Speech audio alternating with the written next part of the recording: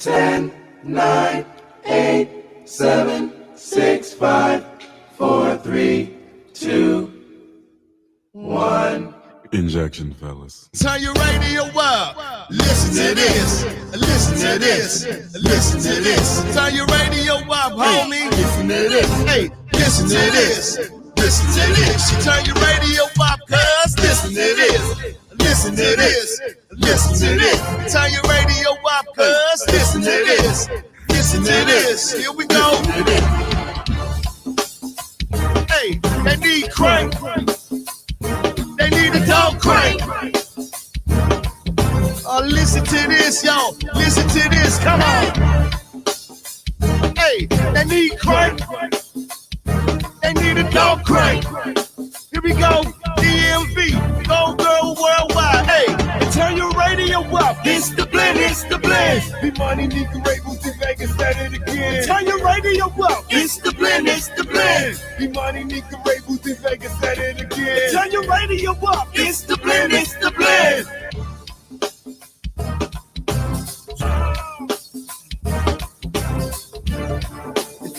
It's the blend. Chicka chicka damn McLovin. Oh yeah, yeah. Come out. DC's own DJ D Money. Monday and Wednesday 6 to 10. Chicka chicka princess.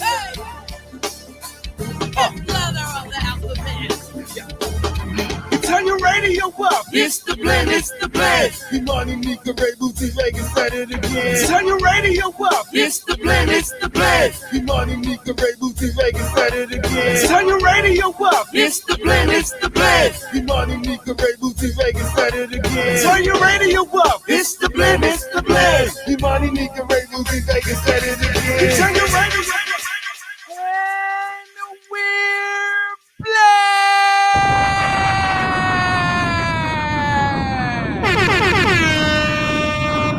Wow, that works great. Hey, it's the Blend Show. We're back as a duo. You heard me. It's me, your man, DJ D Money. Welcome to Washington, D.C. Wednesday. Of course, I got my right hand in radio, the one and only Miss Nika Ray. Oh, yes. And no Bootsy Vegas. No Bootsy Vegas. Hey, Nika, it's going to be a great Wednesday. I can hear you. No Bootsy Vegas. Nah, ladies and gentlemen, Bootsy Vegas right now is doing his thing right here in the nation's capital on our sister network, CBS Channel 9. I heard that the city's opening back up, so he's over there, and he'll be here a little bit later on. And yeah, that's all the shine I'm gonna give them until they give us shine. Hey, yeah, I'm with it. I feel you. I feel. It's been a week. What's up? How you doing? Hey, man. Still quarantining. You are? Yeah, I mean, I've been home. I work from home. The only time I really get to go out is groceries into the liquor store. To the liquor store. That's essential. And the crazy part is I'm fully stocked. I just go in there to buy more liquor and, stock more. You all stay stocked over in that residence. Listen, I might post pictures later, but if you see the kitchen and you see my bedroom, it's a whole bar. Really? Yes. You just gave a lot of people a lot of hopes and dreams. Well, I mean, you can see the picture of the liquor. You're not going to see a picture of my room. I mean, okay. I'm just saying, you know how they are on you. You got to be careful out here in these streets. These people is crazy. That's true. Real crazy. I don't want no pops. I watched a video today, and this dude poured gasoline all over the new boyfriend's car. It was the guy doing it, though. Oh. It was the girl's ex-boyfriend. He poured gasoline over his new car, but he caught him in the window. He was recording him, and then he chased him down. Yeah. Wow. People crazy out here. I don't want no parts of that. I'd rather stay single. Copycat thugs. Because, unfortunately, It was somebody that got doused with gasoline on 8th Street Northeast, and Yes. they burned the dude up. He didn't make it, but shout out to our sufficient police department here in the District of Columbia. But They you caught the dude. Spinning hits, unlike these other DJs. It's Down like DJ. Cootie Brown. If you ain't party with D Money, Pussy Vegas must be on the way. They caught the dude, and yeah, so he's locked up. I'm pretty much sure they're gonna give him the wax deal. You know what I'm saying? They in the chat absolutely. early. My man Mike is here.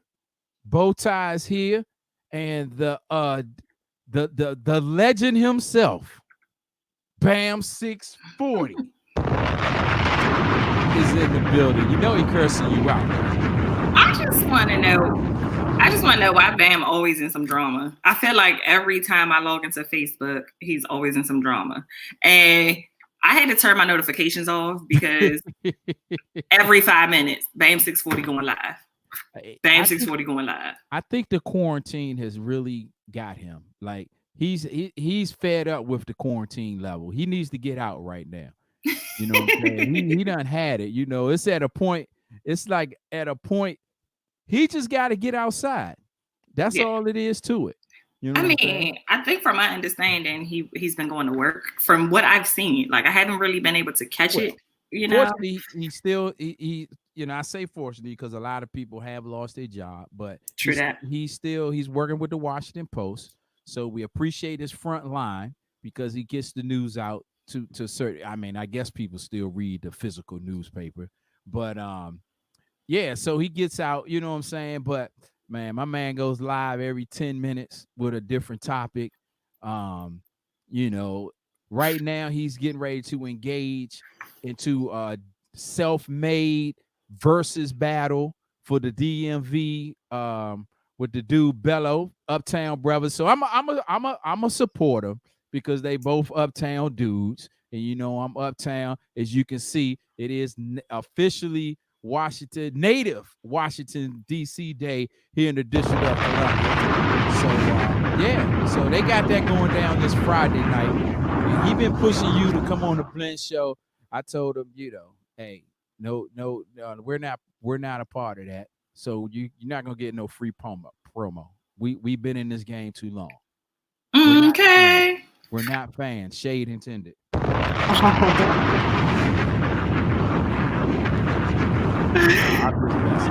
Montana and the whole crew. They Doc and them was on there. Black Passion was on the Vox networks performing live. I gotta shout them out because they some of the coaches that put me in the game last year. And they got my little family, Chris Lee, lead singer, you know, and they covered UCB's version of Sister live on the airways. So much props to Doc and the whole crew. I appreciate that, man. Listen, that little button with the little sound effect that you got going on with the bomb, that joint will be faded by the time the night is over with, as many times you didn't hit it. I got plenty of bombs. I'm like Reagan right now. I got plenty of bombs over here. You forgot I'm military. Reagan? Yeah, you don't the word. You forgot junkyard. Reagan dropping bombs. Reagan dropping. No, trust me, I get it. I get it. But you throwing it back for real on a Thursday. I ain't mad at that. Yeah. I didn't catch the live stream, but I do need to holler at Doc about that live stream he keep doing. And shout out to Subtle. I think they have a pajama house party coming up. What is our man Kendall? He's very creative. Did you see the mini movie? I think it was 2 parts. I saw one where him and Angelo were walking down a pier, and then I think they just posted another one with Zakai. Zakai is amazing. I love Zakai. Okay. I can't wait till he gets older. I seen the peer version. So yeah. Yeah, but they have 2 live streams coming up. But I just hope they be careful because you know they keep that. I want to see social distancing. They be real close. Is a pastime right now. Is it a myth now? It's a myth. It's not happening anymore. Yeah, it's there. I don't know about you. Last weekend the weather was great. I kind of peeped outside. Folks was out there heavy. Shout out to Ocean City. They were deep. for all of you all that went to Ocean City. Appreciate it. You know, they was the first wave. In any battle, the first wave, I salute them because I ain't being a part of the first wave. None of this.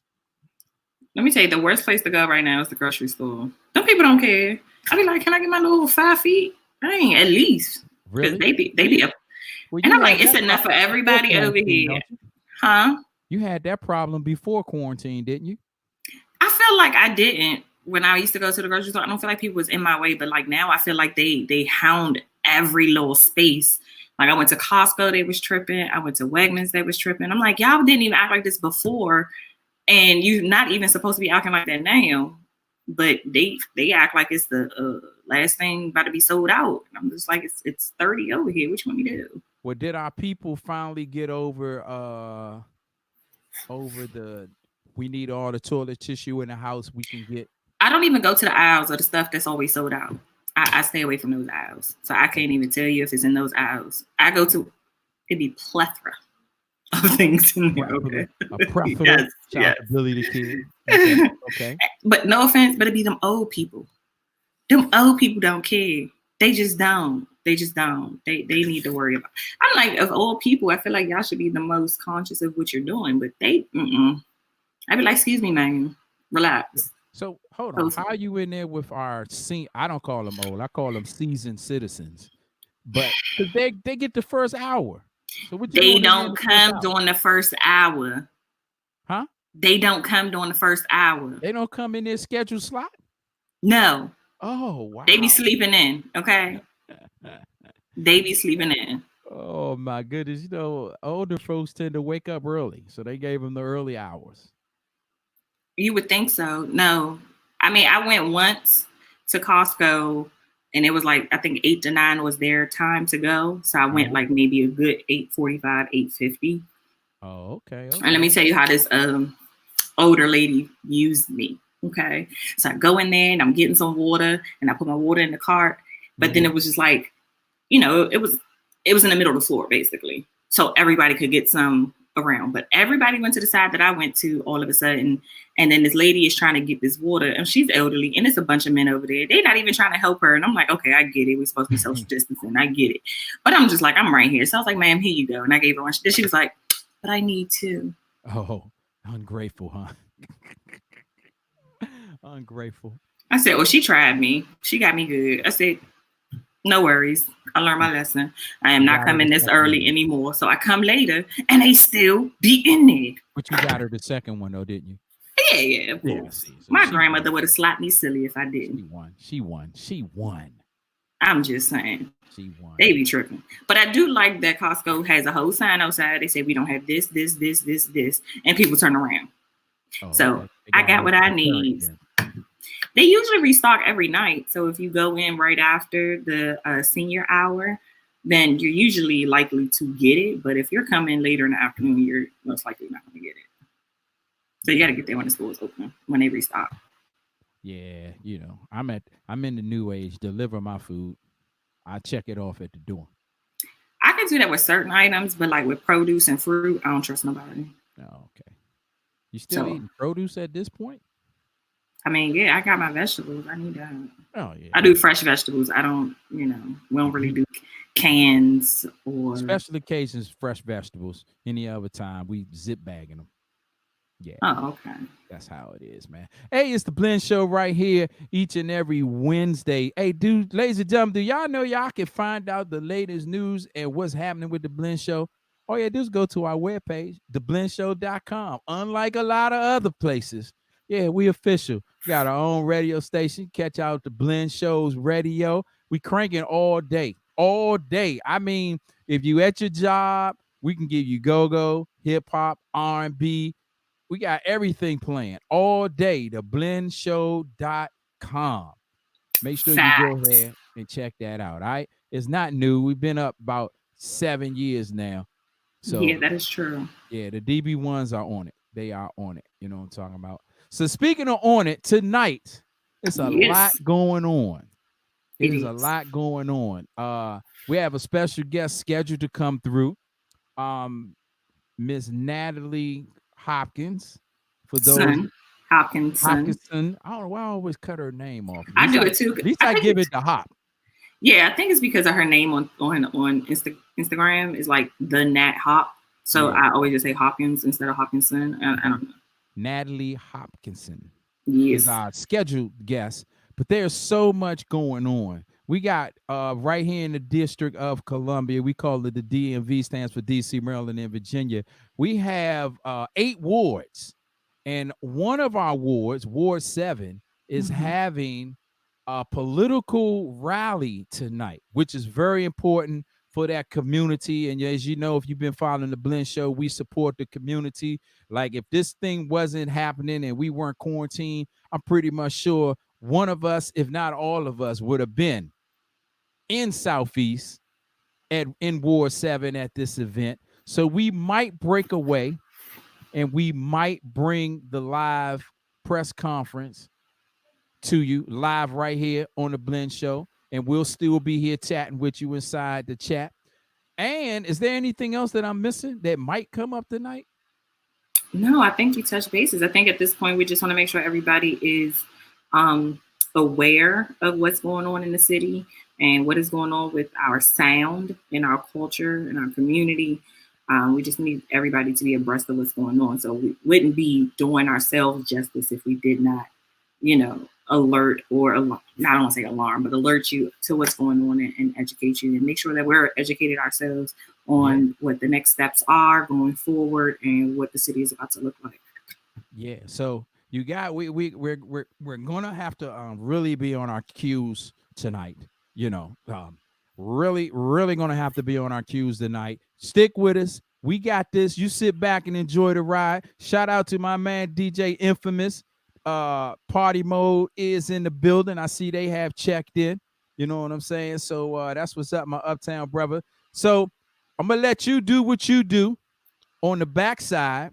And I'm gonna go ahead. It's like 25 after the hour. Normally it'd be 30 past. Why not 5 extra minutes? Go ahead and give them some crank. You know what I'm saying? And then you just let me know, and we're gonna do this. We're gonna find Bootsy Vegas too. All right. That's what it is, because we already know, man. Hey, it's the Blend Show right here on Facebook in these YouTube streets. It's me, your man, DJ D Money. Let's party a little bit, all right? We'll see you in a few.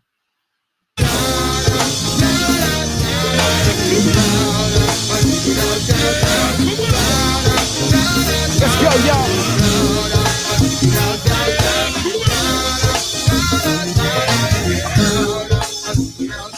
It's been a whole week.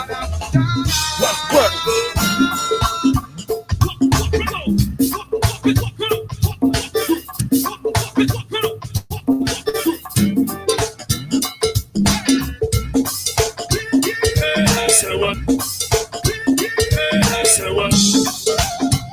It's been a week, y'all. Check in with me like right now. Make sure you share this feed. Make sure you share this feed. They say the blend don't crank. They be saying the blend don't crank. Let's work.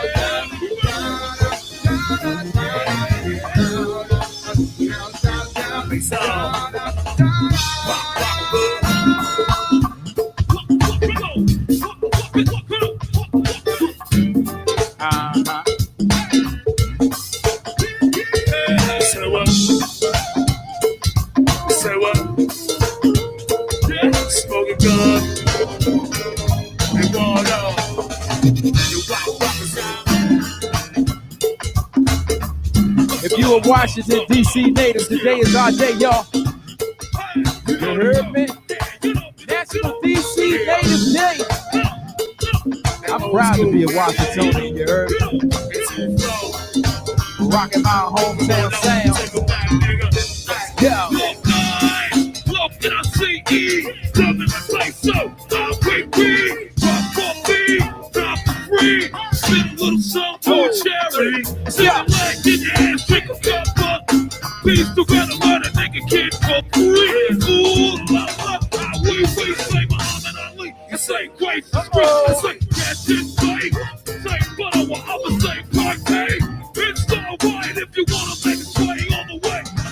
5 news to the train. I originate. They took the 10 and I praise the Lord. They keep the faith. It's alright, keep playing at the bay. 98. A lot of years later, peace out and nigga take me out with later. Later on the block. We got the focus coming to yeah, steady dumb. You know what I'm doing.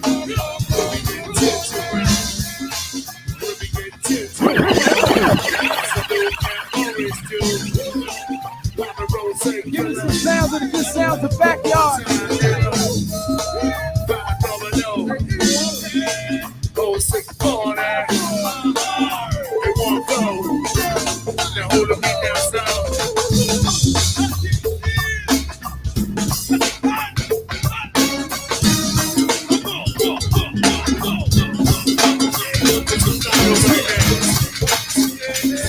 Just put your hands in the air, shake it down. Let's go, come on. Well, don't say y'all don't know no backyard. Land over. And y'all sing it with us. Old heads, let's rock. There ain't no way that I can make it stop. Fucking with the certain quotas. Once again, no way, no way, no way. There ain't no way that I can make it stop. Fucking with the 1,000. Control the God. No way. Scream my finger.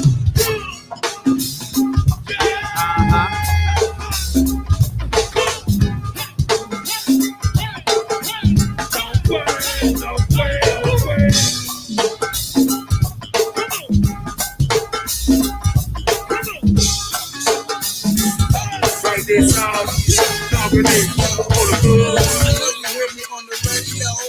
Grammy nominated.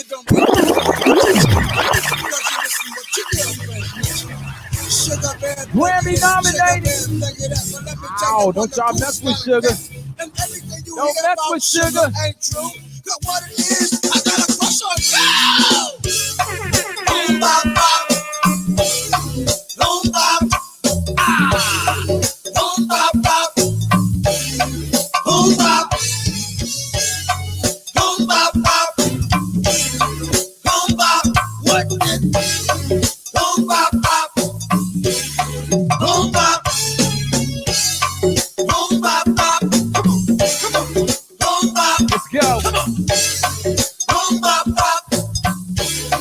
Boom, bop. Boom, bop, bop. Boom, bop. Sheila. Boom, bop, bop. Now listen. I know you saw me on the video. I know you heard me on the radio. But you still don't pay me no attention.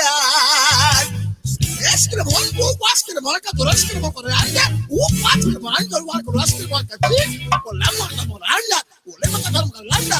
Lamaka develop.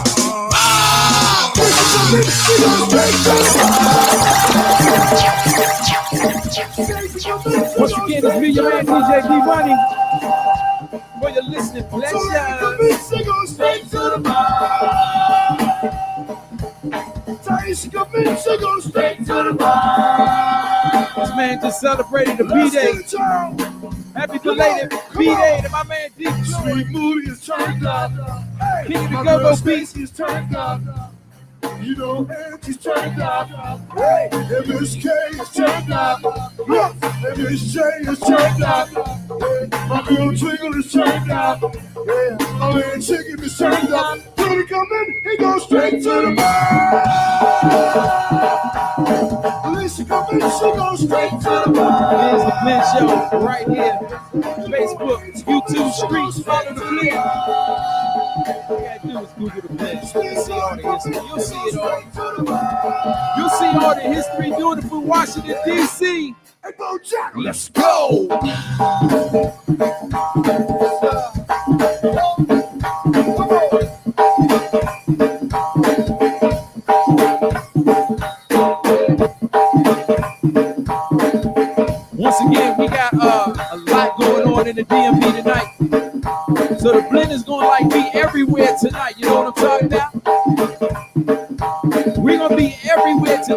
right, break off and go live to Southeast Ward 7.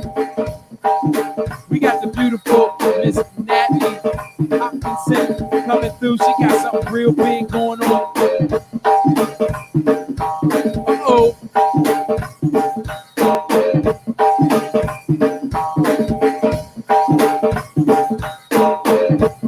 This is how we doing it tonight, huh?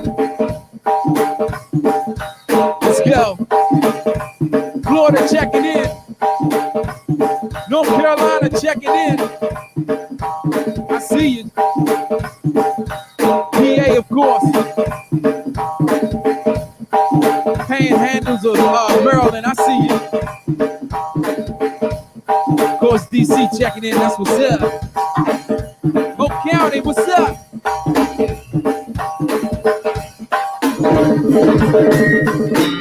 Hey, Bo Jack, let's go! Dropping bombs like Reagan. What you doing, bro? What you doing right? What you doing right? I love you, girl. Hey, Bo Jack, let's go!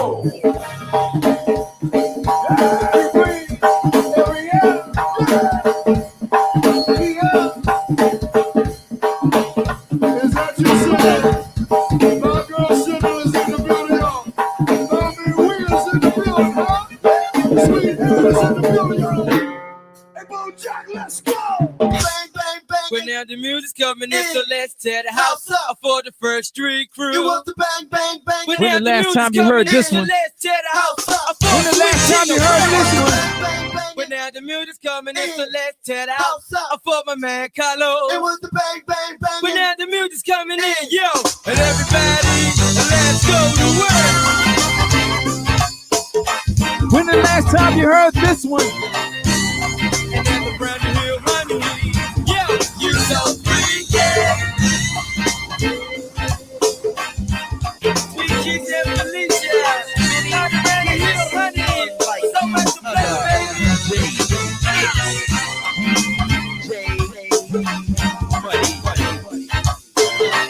Hey, sweet Tiffany, yo, hey, you so freaky. Also the Buck Actors. Hey, Buck Actors, we gon' work with you, Big Mike. Yo, come on, we got you. Hey, let's go. Get it up, get it up. Uh-oh. Get it up, get it up. Don't get down, y'all. Get it up, get it up. Don't be down, y'all. Get it up, get it up. BC, what's up? Get it up, get it up. Northeast, what's up? Get it up, get it up. Southside, what's up? Get it up, get it up. Uptown, let's go. Yo, hey, Shorty, get it up. Hey, Sweet Tiffany, get it up. Yo, Lil Nanny, get it up. If you wanna get it, you better get with it. Hey, hey, Big Ho, get it up. Hey, Back Row, get it up. Yo, my nigga Dirt, get it up. It was the bang, it was the bang, hey, it was the bang, bang, bang. But now the music's coming in, so let's tear it out. I'm for my 2D's mom. Work. But now the music's coming in, so let's tear it out. I'm for Sweet Britney. But now the music's coming in, so let's tear it out. I'm for my man Juwan. But now the music's coming in, yo, they 450. But let's go to work.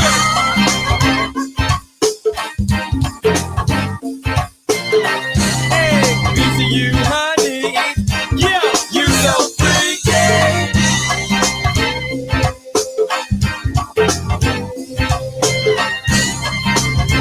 Yo, come on, we got this. Hey,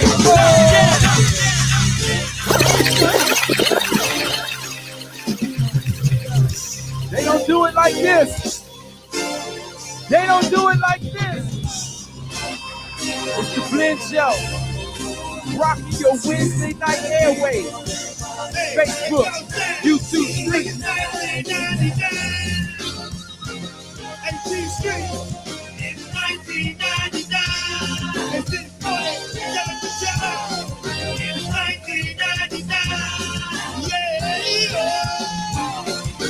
Yo, let's go! What did the joy bring? It's 1999. The black old one, yeah. It's 1999.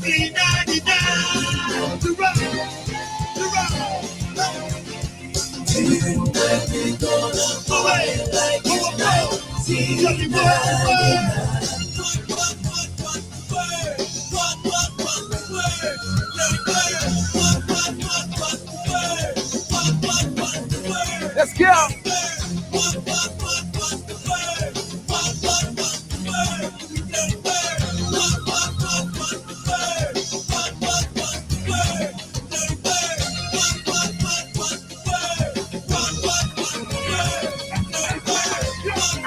They don't do it like this. They don't do it like this. They don't do it like this. Y'all know what time it is. The blend, baby. You know what time Make sure you check us out. DaBlendShow.com. Dusty boys, y'all know what time it is. Come on. Come on. Hey. Y'all know what time it is up in this back.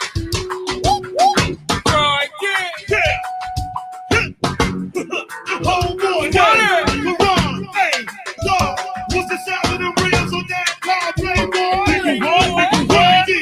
Hey, what's the sound of the reels on that car, DJ Dave? Hey, what's the sound of the reels, white boy Drew? What's the sound of the reels on Trinidad? Hey, right now, y'all probably like me, but later on, you will want to bust the right now, y'all probably love me, but later on, you will want to right now, y'all probably like me, but later on, you will want to bust right now, y'all probably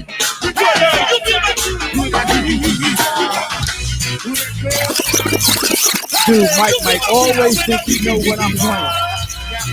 He always think he know what I'm playing. Hey, Blue, come on with it. Let's go. Get down with the party. Hey, well, I'm the big kahuna. I rock the whole town. Hey, well, I'm the big kahuna. I rock the whole town. Hey, well, I'm the big kahuna. I rock the whole town. Well, now, let's go. Hey, Chris, with the glass. Oh. I want to smoke. Hey, Chris,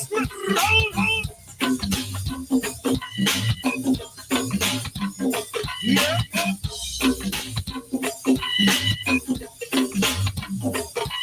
Uh-oh. I'll get it turned on.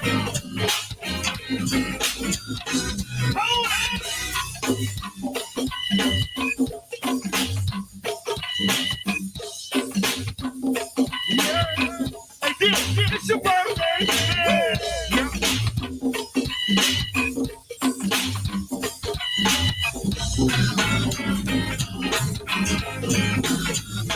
Yo. When was the last time you heard it like this? Eyes behind frames at the tilt and table today. Big Spanish in there, let's swim well. And we ain't going nowhere. Gotta look, homie, I ain't fucking with you niggas. That's phony, we keep it crazy. No ain't found a slim shape. Baby, work that ass from you. Never sneeze and when I breathe, I chew. I got Bucky, yes. I got Sauce, I got York, right. I got Nick, okay. And Sunshine, like the jump up and down, I beat it up. Suzette, trying to beat it up. You be my power when I need you down. And fuck that nigga, we got down to go. Let's work. Tell about that gun line, boss. It's the blend, baby. Stop It's the blend. 71. On that south side of the building. Land over 4th Street in Southern Maryland. B-Block, RB.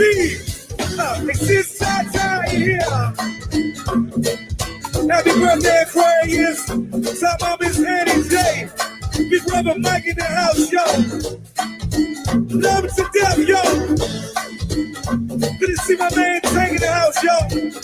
Always love.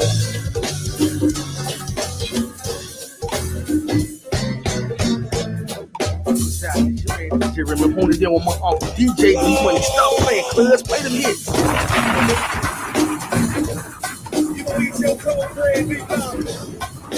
Y'all already know who it is, man. Respect your man. Your name breaking with my man DJ D Money. Make sure he turns your other nigga do what it do. D Money, what you playing, what you cranking? Let's get it. Gotta do it.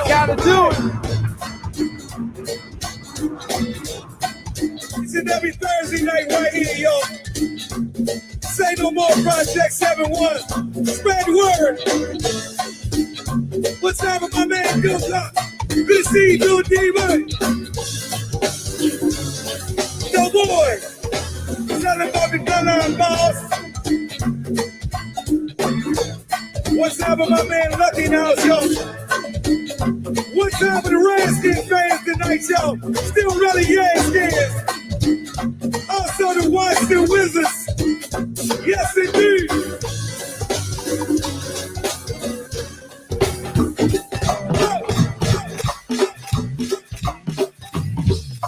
Once again, it's me, your man DJ D Money.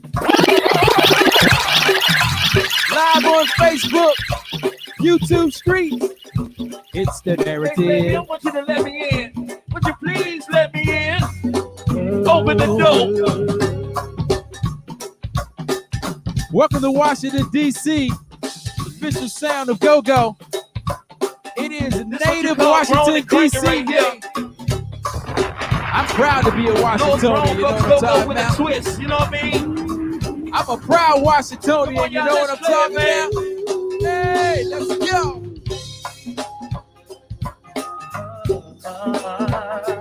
Yeah. Let me in.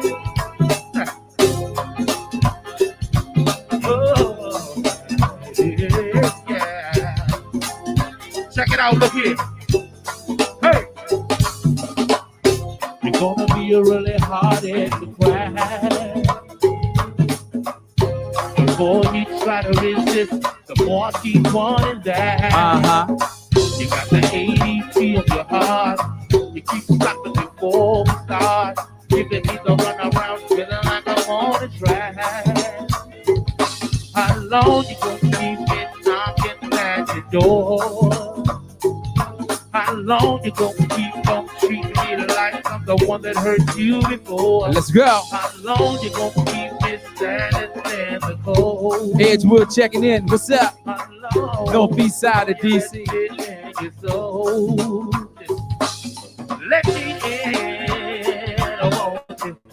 Somebody let my man Trade all know. Let me in.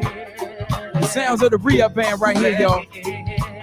Tell me when you're gonna let me in.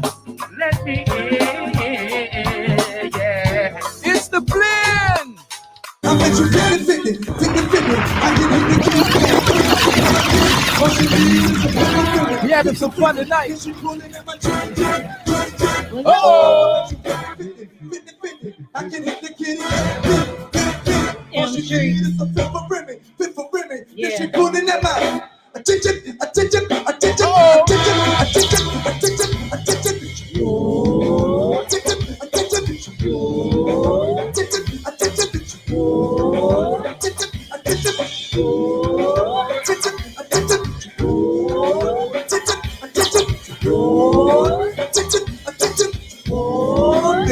Who's ready for war?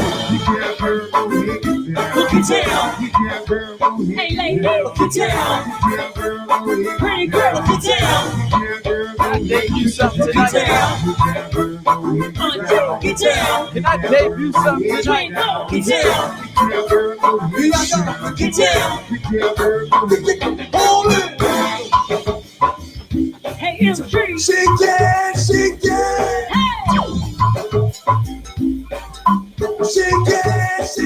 Pretty girls rock. Kelly. M3 high. Shake it. Let's go. Yeah. Wait a minute. Get it on the floor. Get it on the floor. Let's go. Hey, get it on the floor. Get it on the floor. Come on. Bianca, I said get it on the floor. Get it on the floor. And Hey Rob, I bet you 50-50. I can hit the kitty. All she need is a fifth of ribbon. Then she pulling at my jitty. Oh, I bet you 50. I think I want to debut something tonight. All she need is a fifth of ribbon. Then she pulling at my attention.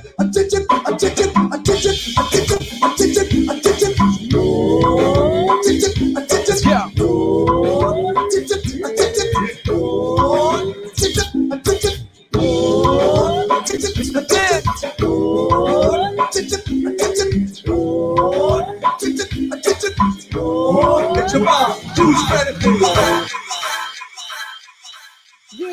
This your girl Justice J of that good Mental Attraction Band 2.0. It's mental, baby. And y'all are tuned in to DJ D-Money. Cranking on the ones and twos. Hey, DJ D-Money, turn me up. Let's go. Ladies. Brand new MAB. Y'all help tonight with this one. Featuring my sis, Justice J. In spite of it all, Brand new MAB featuring my sis, Justice J. Hey, let me see. Happy birthday, baby. Come on, hey. I do my hair toss, check my nails. Baby, how you feeling? Hair toss, check my nails. Ladies, how you feeling? Hair toss, check my nails. Baby, how you feeling? Hair toss, check my nails. Ladies, how you feeling? You already know, right? Ooh, child, tired of the short, going down the shoulders on. Keep it moving, yes, no. Gonna do the new dash in that swim with. Going to the fish, come down to dry your eyes. You know you're a star. Brand new MAB. Going in and try. If you need advice, that's a goodbye. If we don't love you anymore, hey, then walk your side out that door. Featuring my sis, Justice J. Do your hair toss, check my nails. Ladies, how you feeling? Hair toss, check my nails. Ladies, how you feeling? It's the Blend debut. Let's go. Hair toss, check my nails. Ladies, how you feeling? Hair toss, check my nails. Ladies, how you feeling? Hey.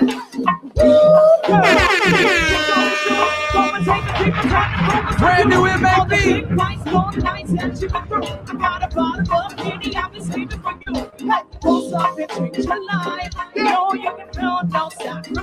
Crank train. Crank train. We don't love you anymore. Walk your mind out that door. Hey, what the boys have to say? Look. Ladies, how you feeling? Check my nails. Ladies, how you feeling? Wanna go home, check my nails. Ladies, how you feeling? Let's go. Check my nails. I need the pizza crunch. Ain't away, right here. Brand new MAB, like right here. Really good.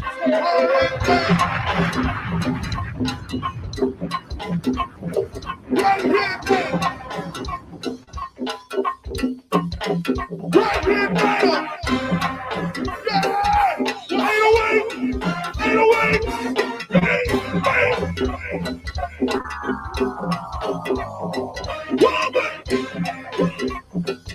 Thumbs up and hearts if you like this brand new MAB. Featuring Miss Justice J. Here I go. That's my little sis right there. One more time, baby girl. Look. If we don't love you anymore, then walk your blind side out that door. Pisces, got a birthday. Check my nails. Oh, wait a minute. Hold that quick leg.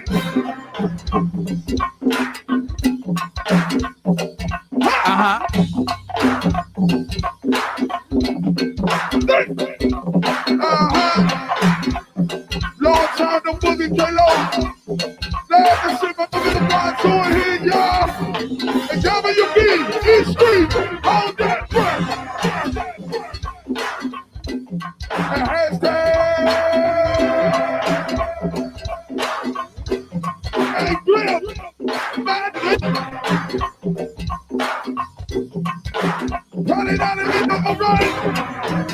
Double Johnson down.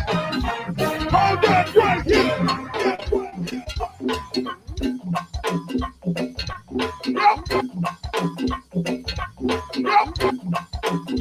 It is the Blend Show.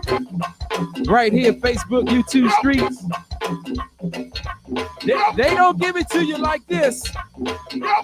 They don't give it to you like this.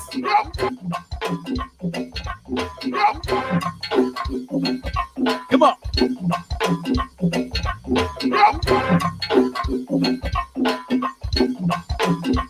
Let's work. Let's go.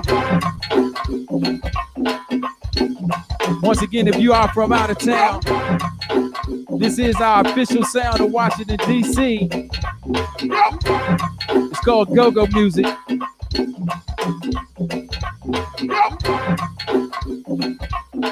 This is Mental Attraction 2.0. Rocking inside the blend like right now.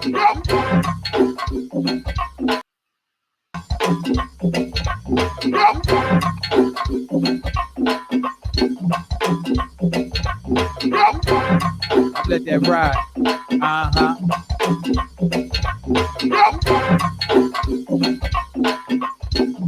Let's get it back. Bootsy Vegas has made it in the building. Nika Ray Weather is here. I'll be back a little bit later on, y'all. All right. What? Brand new MAB featuring my sis Justice J. Debuting right here inside the Blend Show. Yes. Bootsy, what's up? What up, though? What up, though, everybody? Hey, Superstar that you are. Hey, it is so good to see Nika got her hair done for this week's episode because I was worried about that. Like, wow. That forehead, no, we're not having it no more. He came back right in gear, huh? Oh, don't worry. He gonna get it after the show, so he already know. Uh-oh, pause. Man. I don't know what that means. Anyway, D-Money, how you doing? Happy DC Natives Day, guys. Yes, sir. Yes, sir. You see I'm representing right here, right? I see. Yes, that. Yeah. You I'm went into the Blend Show all the blushing way. for that. Yeah, I see you got the whole ensemble. This is That's amazing. what I do. Proud Washingtonian right here. And here we go. Red cup in effect. Oh no, this is water. You know I did not go on that thing. This is water, bro. I ain't going that Joe messing with them peoples over there. No, Okay. Well, we told the people a little bit about why you were late. You want to elaborate a little bit? Yeah, well, we just had a virtual town hall meeting about when the cities open back up, but it turned to something else because everybody on there, it was 9 of us, and 7 people had lost either their wife or family member, and it got real emotional. So it kind of got all over the place, but we were giving tools, and I was giving dietary tips. I was just giving things that work with your immune system, and we were giving insight on what we thought what the DMV is going to be like. Because as you guys know, they plan on opening some stuff up for rec centers. Right. So yeah, that's what it was. Oh, okay. Thank you for letting me be late, guys. Thank you, Nika Ray. Thank you, Nika Ray, for letting me be late. Lord. Bobby, what up, though? Use this trump card early. Real early. Hey, I called D-Money first. Like, hey, I just want y'all to know what it is, bro. I'm not the boss. They go the boss right here. I am not the boss. Yeah, you are. Anyway, right good there. to see you guys. The I control like your hair, station. Thanks.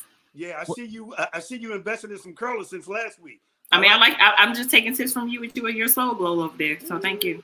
Woo. Hey, this ain't nothing but my post chemo drip, baby.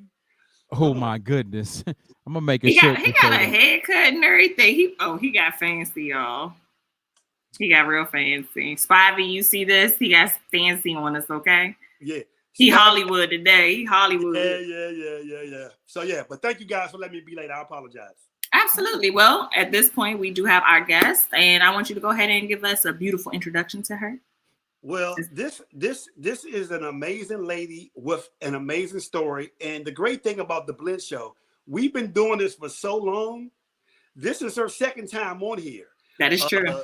This is her second time. And I don't know if Nika, Ray, you realize this. You guys got a lot in common, but we're gonna get to all the things you got in common. But she is now she is heading this group, her and Ron Moulton, with something called Make Go-Go Forever. She's been on the board with the Kennedy Center, and she is pretty much the newly commissioned Arts Commission. And part of her main mission is to make sure that go-go music is implemented with grants and budgetary issues. So, ladies and gentlemen, I'll give her an introduction when she come on. But Natalie Holloway, everybody, Natalie Hopkins. I was about to say who? Hopkinson. Hopkinson. Oh God. Boy. You gotta say it right. You gotta say it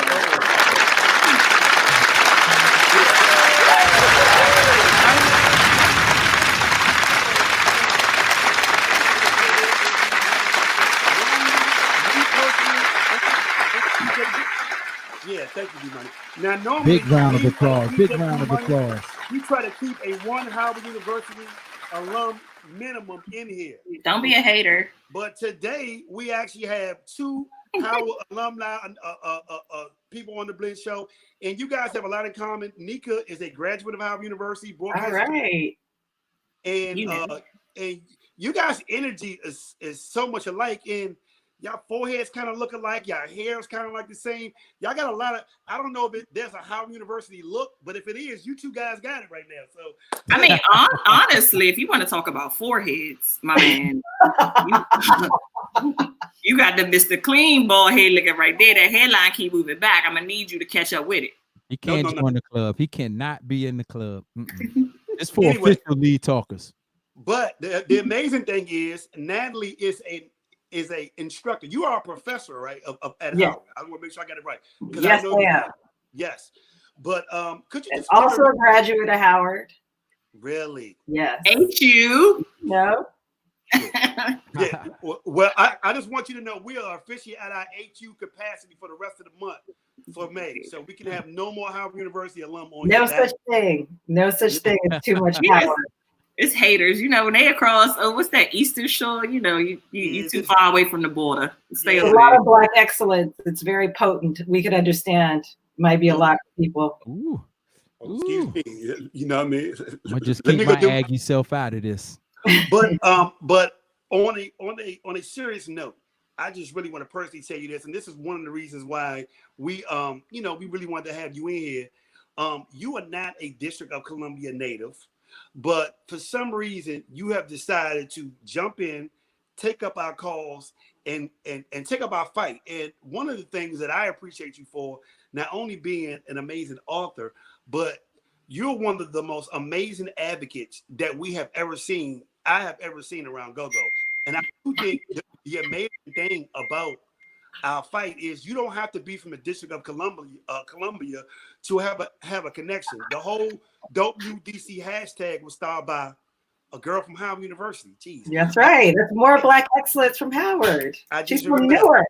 She's from Newark. She's from Newark, New Jersey. So just for people who don't know, you are from Toronto, but can you just explain to us how your connection and love affair with go-go started for people who may not be familiar with your story?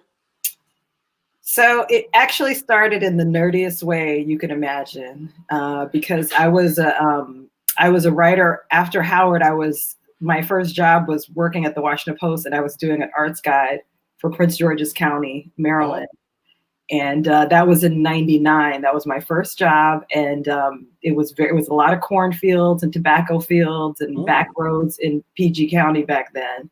And I was so excited to find out that there was this whole scene. I didn't know. Like most people, all I knew about go-go was from Spike Lee's film. And but that time, pretty soon,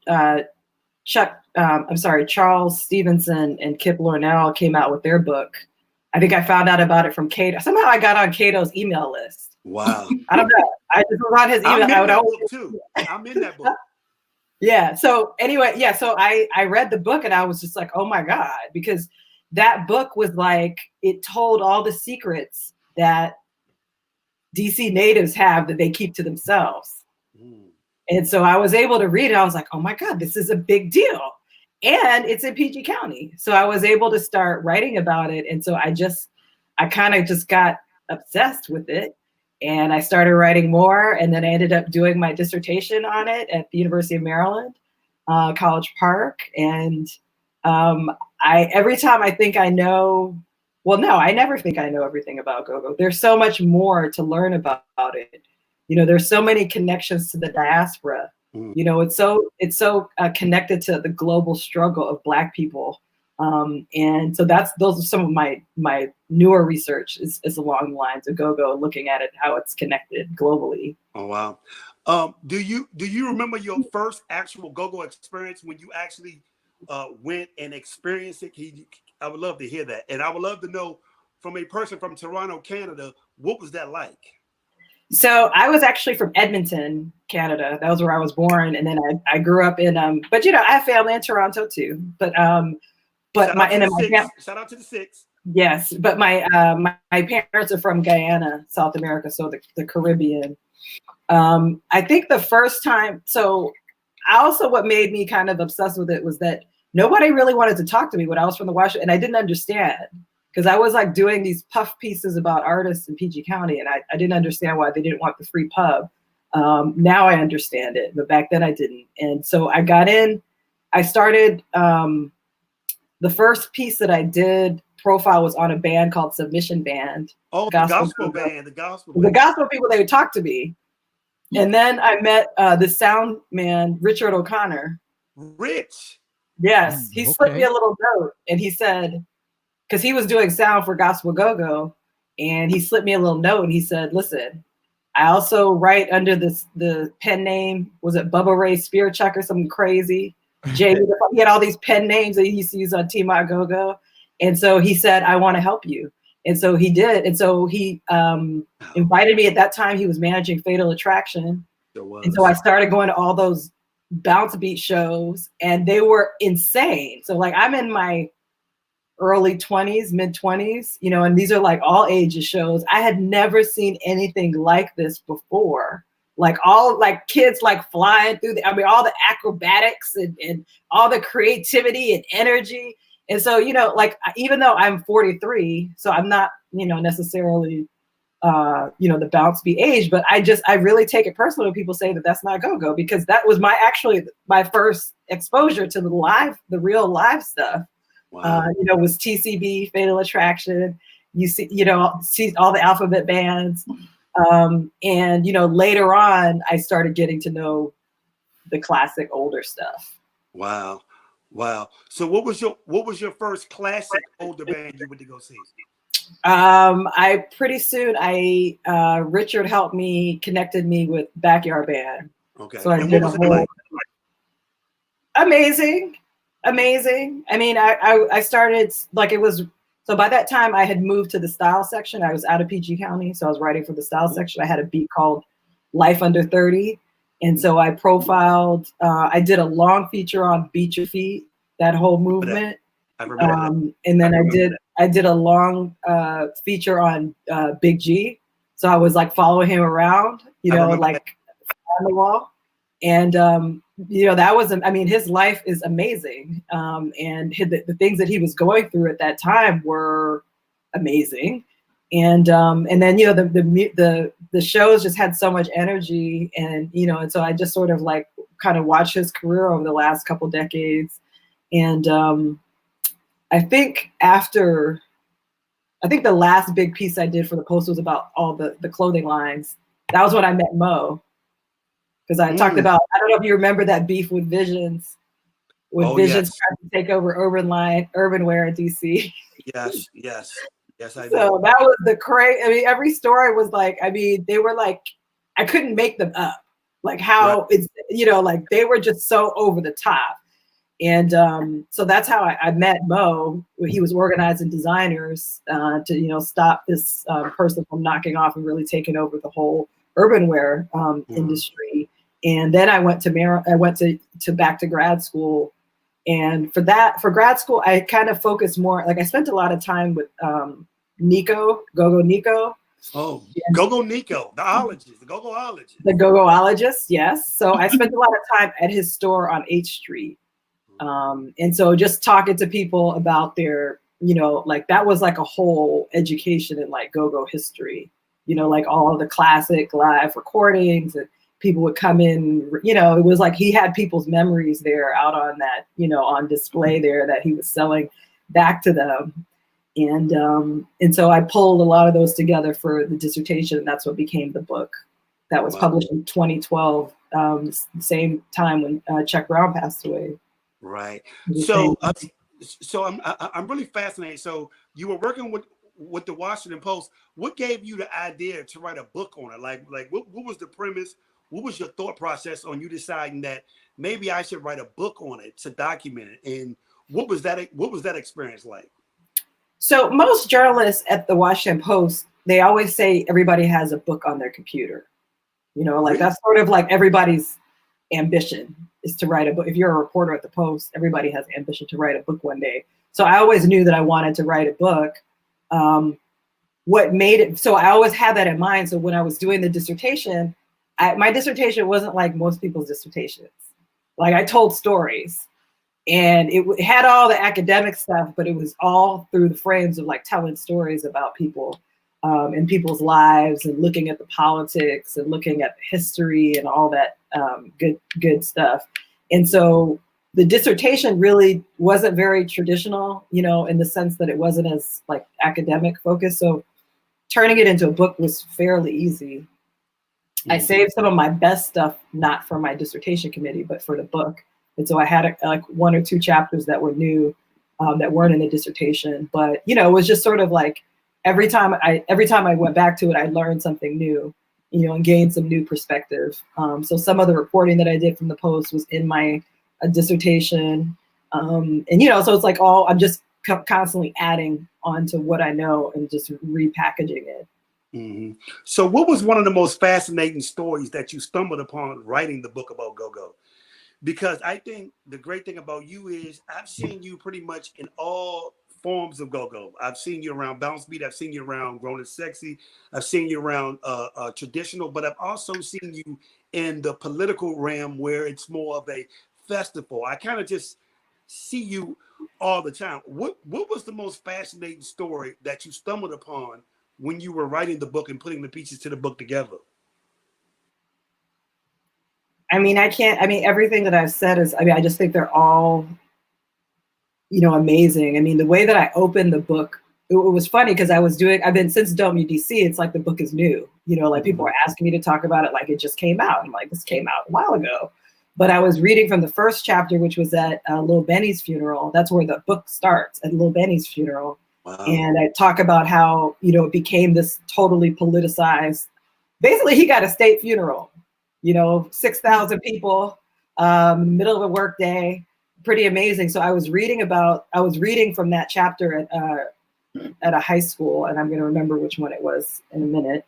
And the first thing one of the students asked was, they were like, was that just recently, or when was that? And I was like, no, that was from 2010.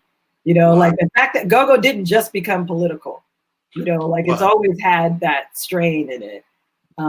So I think, you know, and then I talk about Reverend Tony Lee's church. You know, I had a whole section on that, and that incredible metamorphosis that old furniture company did.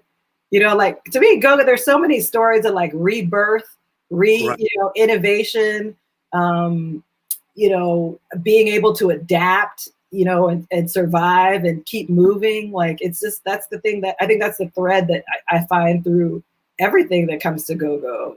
You know, wow. So I've been pretty dramatic lately because I'm really trying to advocate for getting funding that go-go deserves. Right. But I don't think go-go is not going to die, because it's like, that's just not, I mean, I just don't think that that's how this story ends. Absolutely. But I really want to touch on that Little Benny, that time, that 2009 Little Benny, when he passed away, to this day is one of the most weirdest things, because they booed Adrian Finch. Yes. I remember that. Like that was, hold on, let me take my glasses off. That was the most shocking thing. Like, and they would not stop booing. And I remember that was the first time I felt like go-go was being played, because I know you remember it was go-go for Fenty, and lines were drawn really, really in that. Either you was with Gray or you was with Fenty, and that was it. Or you stayed out of it. What was your thoughts on what you thought Fenty was trying to do for the Fenty of Go-Go? And what was your thoughts around them mercilessly booing him that day? I thought, yeah. Come on and say, please stop, y'all. Well, that was sort of like the punchline for that chapter, because people started booing, and then the preacher came in and he was like, "This is the house of the Lord. We don't have to," and then and I pointed out, I was like, actually, this was the house of DC taxpayers. Okay.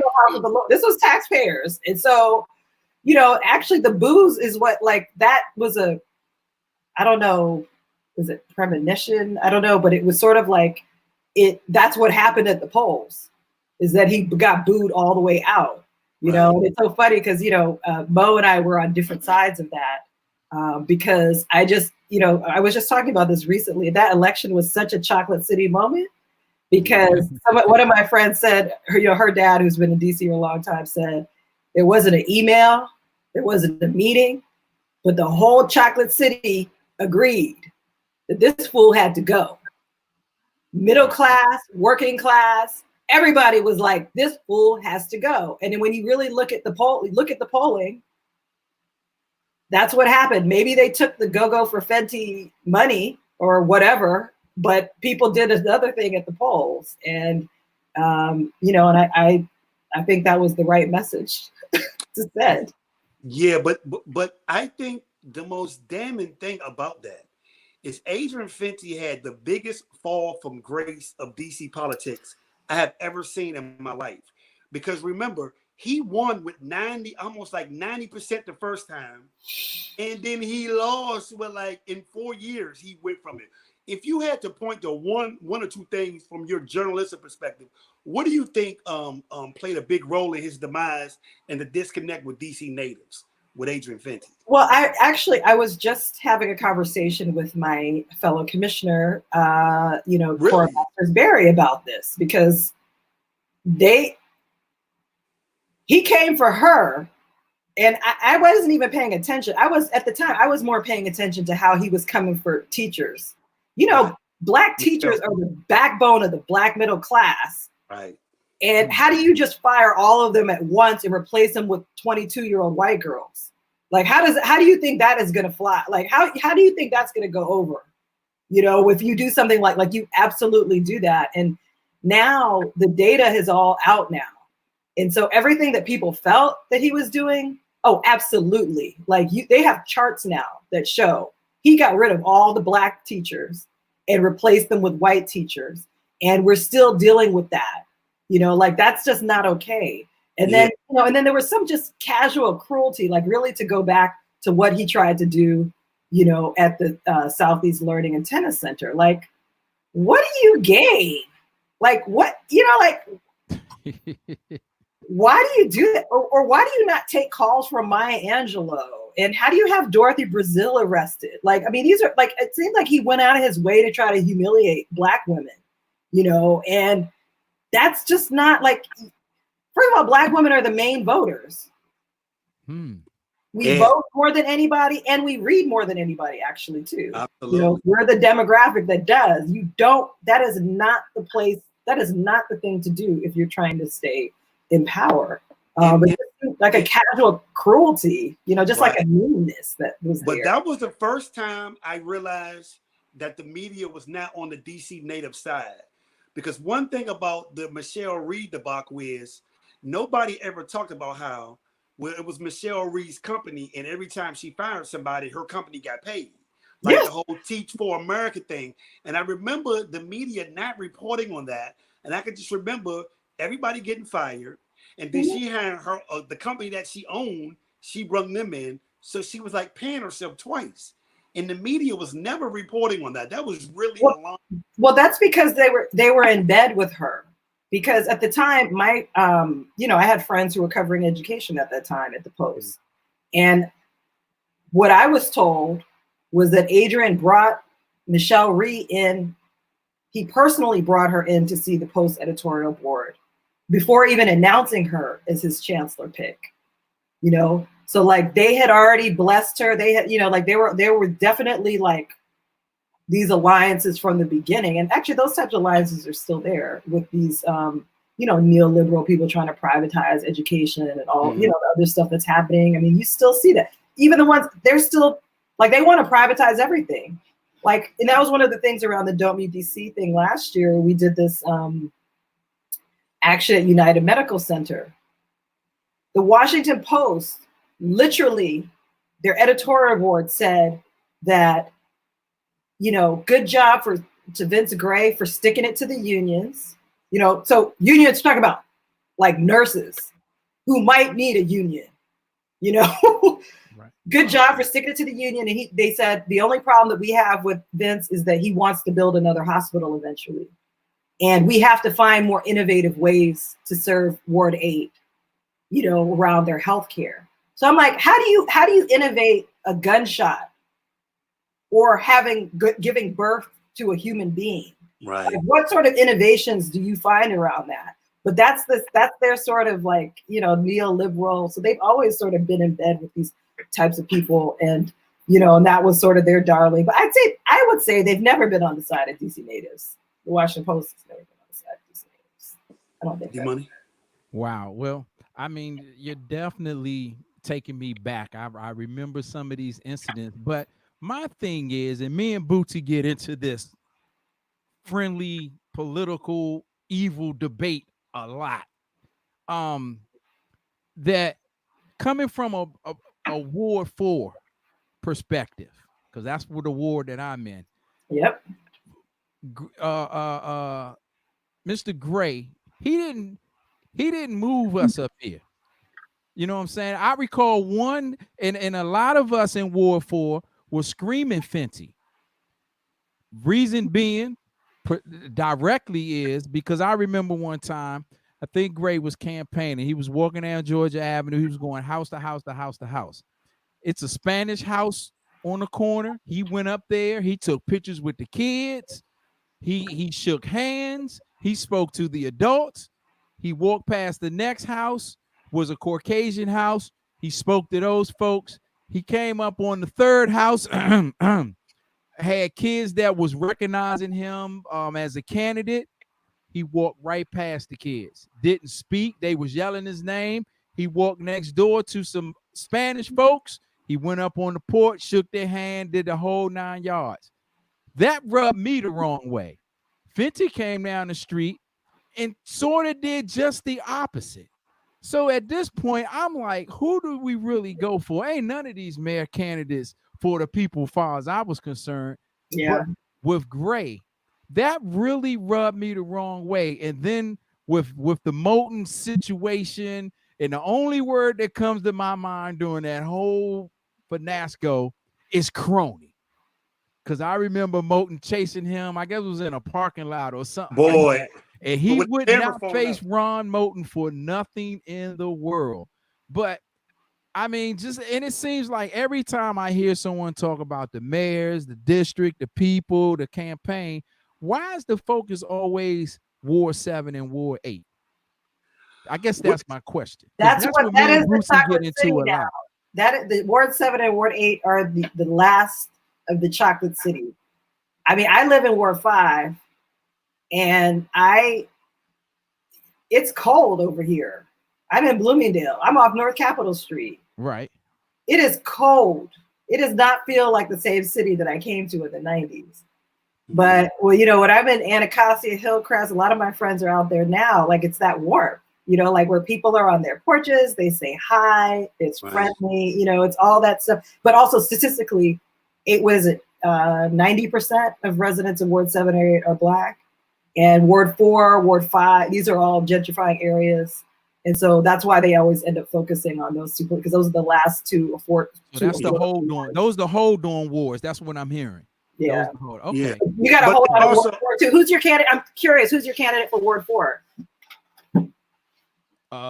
Is it Todd? No, not Todd. It's Todd. It's Todd, right? Yes. I don't see him. I see his signs, but I don't see him. And you won't see him. What do you think about his challenger? I know his challenger's got everybody excited. I know a lot of the, progressive people. To be honest, I don't even know who his challenger is. And I tend to stay connected to my city in politics, but I guess with my job and this Rona that's going around, that has my whole mind just took up. But as it gets closer to the polls, I'll come in contact. I'll read up. So I don't know who's running against Todd. Okay. Well, you might want to find out. And did you get your ballot, your absentee ballot yet? No. Okay, I haven't either. Only thing keeps coming here is the census. Good. Well, that's good. But there's still time. But everybody needs to get their absentee ballot so that Oh, I definitely. You see me. I'm a proud Washingtonian. It is my day, so I'm here. I do it, but yeah, I guess it's just a little bit behind right now. So wow. Yeah. Well, for everybody who's watching, we have the amazing Natalie Hopkinson in here today. I think one of the things that you're doing now, you and Ron Moten have created and are leading something called the Make Go-Go Forever campaign. Yeah. And you also are a newly appointed, are you an arts commission? Am I getting that right? That's right. Yes. And you're one of only 2 African-American people on there. Oh, no. There's quite a few. But what do they say? Our skin folk ain't all our kinfolk. Right. So could you just? But the 2 new ones is me and Cora Mastersberry. Yes, we're the 2 newest people joining the commission. Right. So the mayor actually appointed you today? Yes. We were appointed. We had to be confirmed. We had to give testimony in front of the council. Then we were sworn in during a ceremony. It was a big deal. Did they give you a check after that or no? No. And you know what? I went. Some of my husband's friends from law school work in the Wilson building afterwards. We went to say hi to them afterwards. And so one of them said, "Oh, so you got more unpaid work." So I'm like, "Oh, thanks." Wow. Thanks. When you put it like that, thanks. So good. Yeah, it's 100% unpaid, and it's but it's juicy because this year they got $34 million in the budget, and next year they got $38 million apparently. So everybody else seems to there's a thing called Rona happening, but maybe not to the Arts Commission. I don't know. Wow. I just don't know. Well, just speaking along those lines, could you tell us what the mission statement for Make Go-Go Forever? What is you guys' mission statement, and could you just connect it to what the work that you're doing for the commission? Yes. So, Ron Moten and I did the Don't Mute DC petition last year, and so that's a movement that's still continuing. Is Don't Mute DC. But for 2020, we also wanted to sort of start this. We Don't Mute DC sounds very defensive. And so we wanted to have a campaign that was more positive. We want to do something. We don't want to just stop. Well, there's a lot we want to stop, but there's, more importantly is we want to make Go-Go forever. And so we were part of something called the Kennedy Center Culture Caucus. And so we did a Go-Go town hall February 25th. I was there. Yeah, that you were there. Yes. And we also organized we got Charles Stevenson, who wrote the first book on Go-Go, and Dr. Suzanne Goodney Lee edited a report on how to implement the new Go-Go law. Because, my thing is, don't just give us a party to be the official music. That has to come with that. That's not really real until they put some money towards it. Ask you a question about the Kennedy Center situation. And before I ask that, shout out to the money team. Now I see who's running against there you go. Yeah, the money team, we on it. It just was in the mail pile somewhere. So I gotta follow up on Miss Say her name out loud so we can hear it, because I have a lot of my friends are supporting her. Janice Lewis George. Yeah. I'm gonna definitely have to read up on her, because in a time of crisis, they say we need a leader who puts the people first, and they saying she's the one. She's hardcore. She's all about, she's just a hardcore progressive, and Brandon Todd is not. I haven't seen Todd. Yeah, He's been vague. But let me ask you something about that Kennedy Center situation, because I was there. And how do you all go about picking the panel? Because y'all had some people up there with big names, but really wasn't connected to the last 5 years of our city sound. Right. There was no selection. It was open to everyone. And Mo did a lot of the outreach, you know, and making sure. And so that's the whole challenge, is that, and, you know, and that's why I thought there were some really difficult conversations, and I really appreciated all the, you know, good critical feedback, because that's the only way you can get better. But some of the best conversations I found were about, so assuming that we are able to get some sort of endowment funded, or there's some sort of like dedicated funding stream through the Arts Commission, how do you prevent it like 20 years from now that it's just gentrified? Like, how do you stop that? How do you stop it just like, because anybody, you know, if you have a grant, anybody could say they do go-go. So how do you sort of define it in a way that, you know, there's already debates over whether even bounce beat is go-go, right? So it's like we have, you know, there's always been change with go-go. So you want to have room for the sound to evolve. But then you also have to make sure that it has to be something you could recognize as go-go, you know? So like, you got to have the old heads in there, you know, because they have the most experience, and you got to have the new young people too, you know, because they have you know, the fresh ideas, you know. So, but that's the tricky thing, is figure out how to do that. And so that's what a lot of the research that went into Don't Need DC's report on how to make go-go official post COVID-19. That report, that a lot of the thinking went into that report, is like how do you do that? How do they do that in New Orleans? How do they do that in, you know, in other musical places that really value their music scene? Right. Excuse me. Okay, I want to take it to the chat really quick. Shout out to Spivey.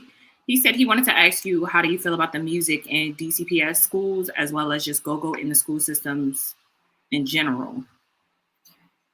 Yeah, it's pretty much non-existent, you know, because music is non-existent in school. It's optional, you know. Somehow it became something that's optional, just like somehow libraries have become optional in DC, which is just criminal.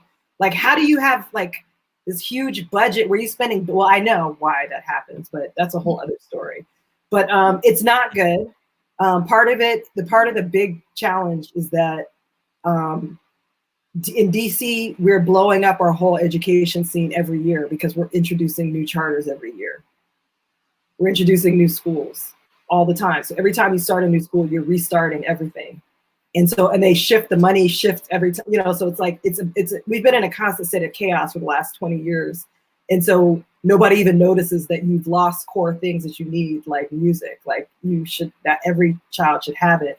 And, you know, a lot of the go-go, and Charles Stevenson does a lot of work, you know, has done a lot of work around this, you know, that DPR, DCPS, the school marching band, those are the ones who really supplied the real, you know, first generations of go-go musicians. Yes. So it's going to be really important to figure out a way to bring that back. And I don't know any other way to bring anything back other than give people some money to do it. So that's what my focus is like. Right. I just want to make sure the money is there, and then all you smart people, you know, you DC natives can figure it out, you know, but we cannot move forward unless there's resources dedicated to it. Now, just speaking of the money, I know that we had a big celebration where they actually named the official the music and all that. So were there any promises made, or were there any conversations had on what the next step would be? And then could you just tell us what would be the next steps in your opinion? What would be the next best step if there's not been anything promised? Yes. So the promise of the legislation that was passed on February 19th in that beautiful event at that Black church, it used to be a Black church, you know, I wasn't there. I was teaching that night, so I had class. I had missed so much class already. I couldn't miss anymore. But part of that legislation that actually passed said that the mayor has 120 days. So basically she has until October to come up with a plan to implement how to make go-go official. And so she really technically has until October. However, now that I'm on the worst thing they did was put me on this arts commission. Uh-oh. That's what Bootsy and I were talking about earlier today. Like, why did they do that? I could have just said, you know what? I've done my bit for the war. I'm out, right? Got served another term. $34 million. And let me tell you something about this arts commission. At the time when go-go artists were fighting for United Medical Center, fighting for Banneker, fighting for all of the things that we were working on last year, jobs programs, all of that stuff, there was a group called the National Capital Arts something cohort, NACOC, that had lobbied the commission, the DC Council, to give them a permanent 28% set aside of all grants coming out of the Arts Commission. Forever? These are organizations that have budgets of $1 million or more. They already get guaranteed money from the federal government. These are some of the most privileged arts organizations that we have. 2 Shakespeare theaters are in this group. Guaranteed money. They don't even have to compete for it. All they got to do is breathe and put their hand out, and they get this money every year. How much do they get, if you don't mind me asking? So this year it's $8 million. Just to start, right? But then they're eligible for other things too. So, but this $8 million just for breathing. They don't have to compete. They don't have to apply. They just get it. So like I said, I'm like, why did y'all let me on here? So because I'm like, if they're getting that money, well, so technically she has until October to come up with a plan, and that could include funding. But COVID to me has really forced the issue. Bands are really hurting right now. Something has happened, and so they're hurting. People are out of work. They're fighting for their survival, and then these other people are just getting money for breathing. How about you fix that now? How about they get fixed like this legislative cycle? So that's what the big push is now.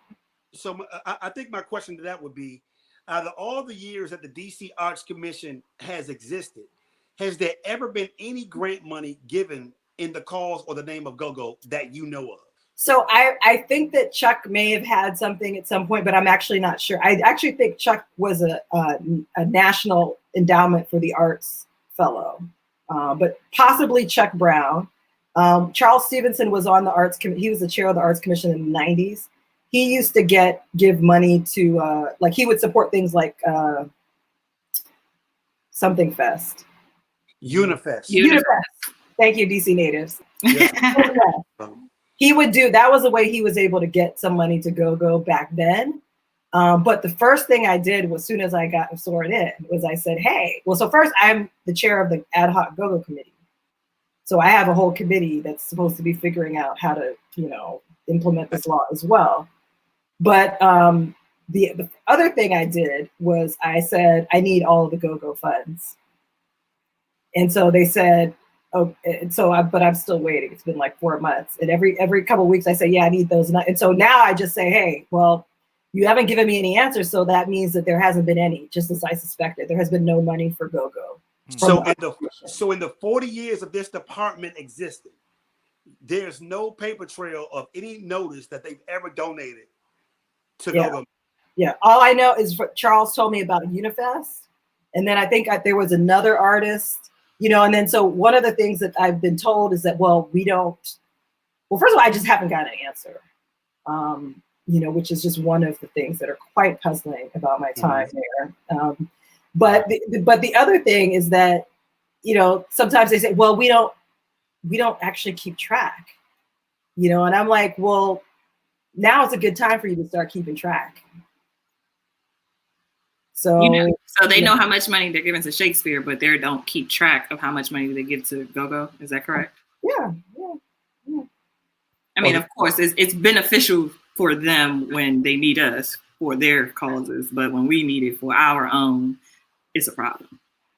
Yeah, I mean, and I just think, and so the other reason why I'm just like, this is Barry and I talk like every day. We're always just like, why did God do this Crazy to to me. us? Because, you get in, you're like, like just so many things. But I think the bottom line is that they don't. So it's very Eurocentric. There is so there is an idea about art, that art is something that hangs on the walls, and that it's just something that hangs on the walls, and you collect and you frame them and you put them in behind cases. That's the European idea of what art is. Mhm. But, in the non-European tradition, art is not something that just sits on the walls. It's part of your everyday life and what you do. It's your hair, it's your nails, it's the food. It's the whole way of life. Mhm. And they don't really, I just think that there's a real learning curve when it comes to what go-go is, and even really considering it art. Mhm. Now, I'm sorry, I was gonna say, what do you think would be a sufficient amount to be given to the go-go, like to support it, like starting off at least? What do you think would be the minimum that we should get? Starting off, the Stevenson Leah report, the WGC released, says an endowment of 40 million is a good place to start, right? You put in 40 million and then the interest kicks out. So maybe you get a couple million every year in grants forever from the interest. Right. In addition to that, my thing is, if this Nakaka group is getting 28% off the top, Go-Go should get 15 as the official music. So I think both of those things should happen. So the 40 million, I think, I almost see it like it's reparations. Like, how do you lock a whole art form out? Like, like in the letter for the Go-Go, like Shakespeare wasn't born here. He's lovely, but he wasn't born here. And, and how, so, and, and like, my thing is like, it's fine. Like, it's not fine, but we're moving forward. Right. So we're moving forward, and there's a lot of catching up to do. So, go-go institutions, like even, media, like go-go organizations need capacity building. They need, there's a lot of catching up that has to happen. Like the Blend Show, yeah. Like the Blend Show, absolutely needs a lot of sort of support, and so that's what I think. I think 40 million to start, and then the definitely the set aside, because the good thing about this whole entitlement from this group. I mean, can you even imagine? Like, where do they do that? Like, who just gets money every year and they don't? I mean, like, where does this even? Like, I don't even understand. Like, it's so confusing to me that this happened, but I'm like, that's fine, because they provided a blueprint. So let me ask you, because this always baffled me, and maybe you can help me think on a different path and clear it up. Do we help ourselves? Because when we go to them, they don't seem to really support us like they do other things in the city. But when they come to us, we tend to break our neck just to be on that campaign, that platform, that show, that stage that's supporting them. So it's like, if we don't, to me, it's like, I'm not coming to make no commercials with you. I'm not doing this with you. I'm not pushing this with you, because when we come to you, you don't support us. So why should we support you all? Because it seems like to me, the committee that's running the funds are saying, oh, well, they'll be there when we need them anyway, because they've been doing it for years. I think at that point, I mean, it'll end up, in my opinion, it would start a war in a sense. I mean, because if you think about how Don't Mute This DC happened last year, and the events that, the live shows that we had during that time period, you still have to go to the city to get permits and things like that. So if they start blocking us out of all of those things because we don't want to support, then we're becoming further away. We have to find some way to work together and find some happy medium so that we can get the funds that we need and still be able to support our city. Well, we do realize that, to me, it seems like we've been doing this for the last 20 years.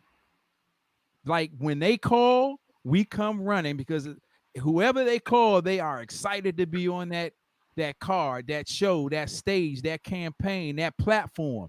But when we call them, we get the shoulder, we get the boot. So it's like they all, I mean, I understand they're in control, but at some point, to me, it seems like you got to stand up and put it on that platform to let it really be seen. Like, wait a minute. For the last 20 years, we've been here every time you called us, and we call you all and y'all give us grief.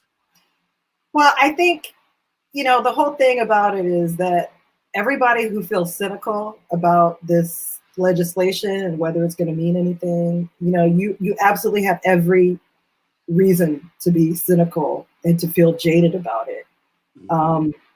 But, this is what Bootsy and I were talking about earlier today.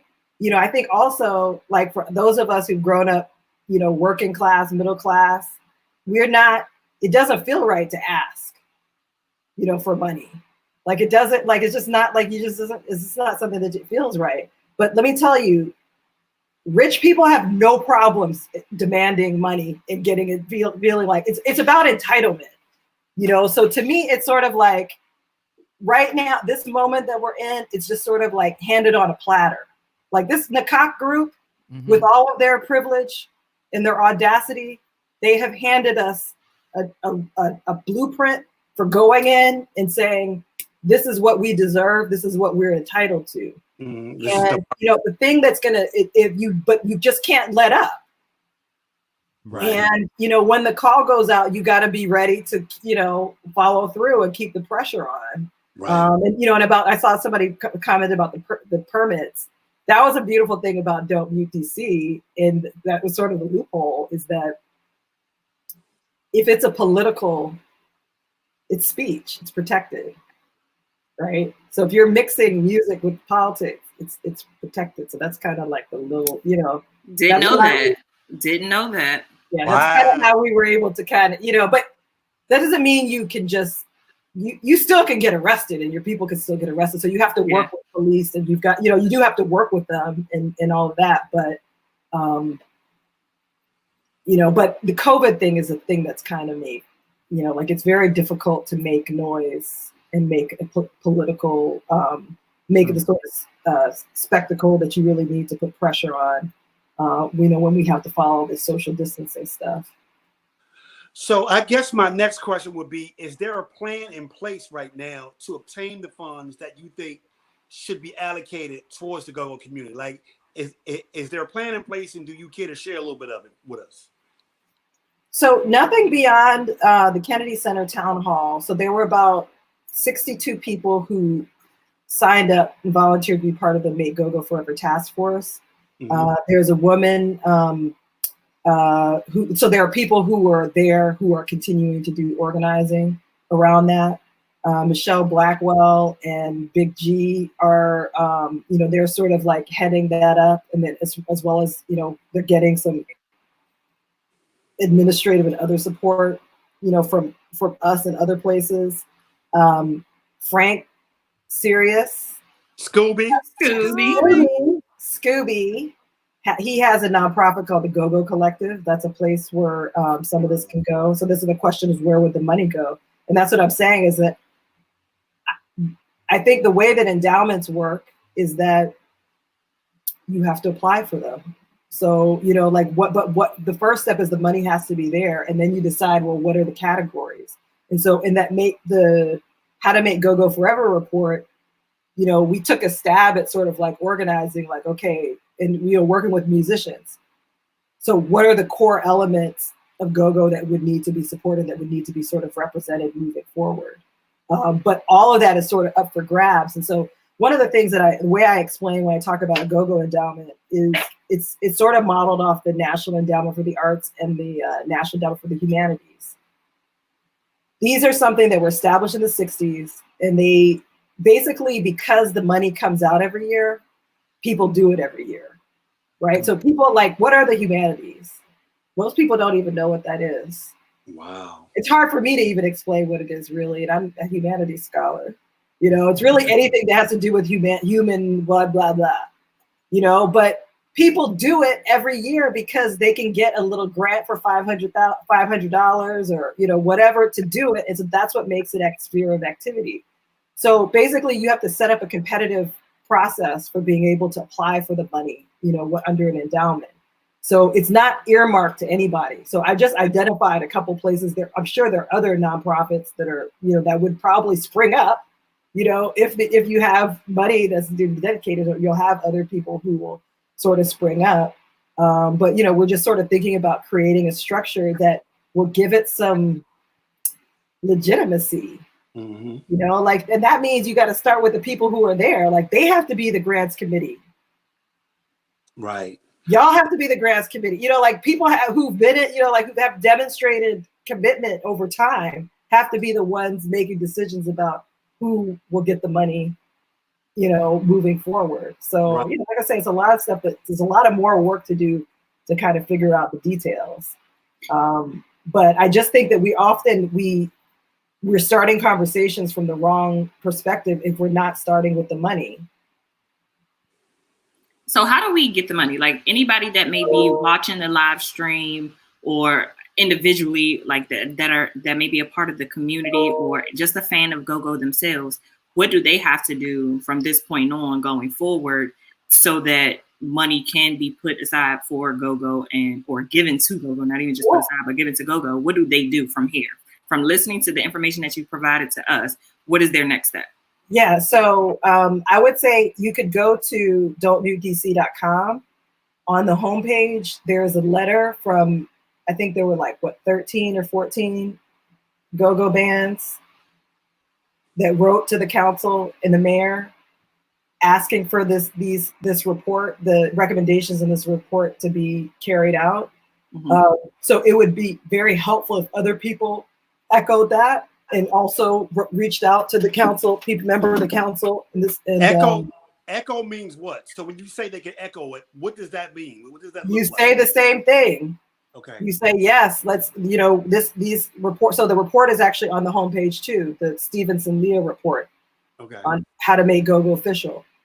So check it out. If it's something that you agree with, reach out to your council member, reach out to the mayor and say that you want it. So, another example from last year, where the way this advocacy works.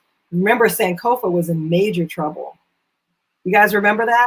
Mm-hmm. I remember Sankofa. Cafe and Books on Georgia Avenue. Yep.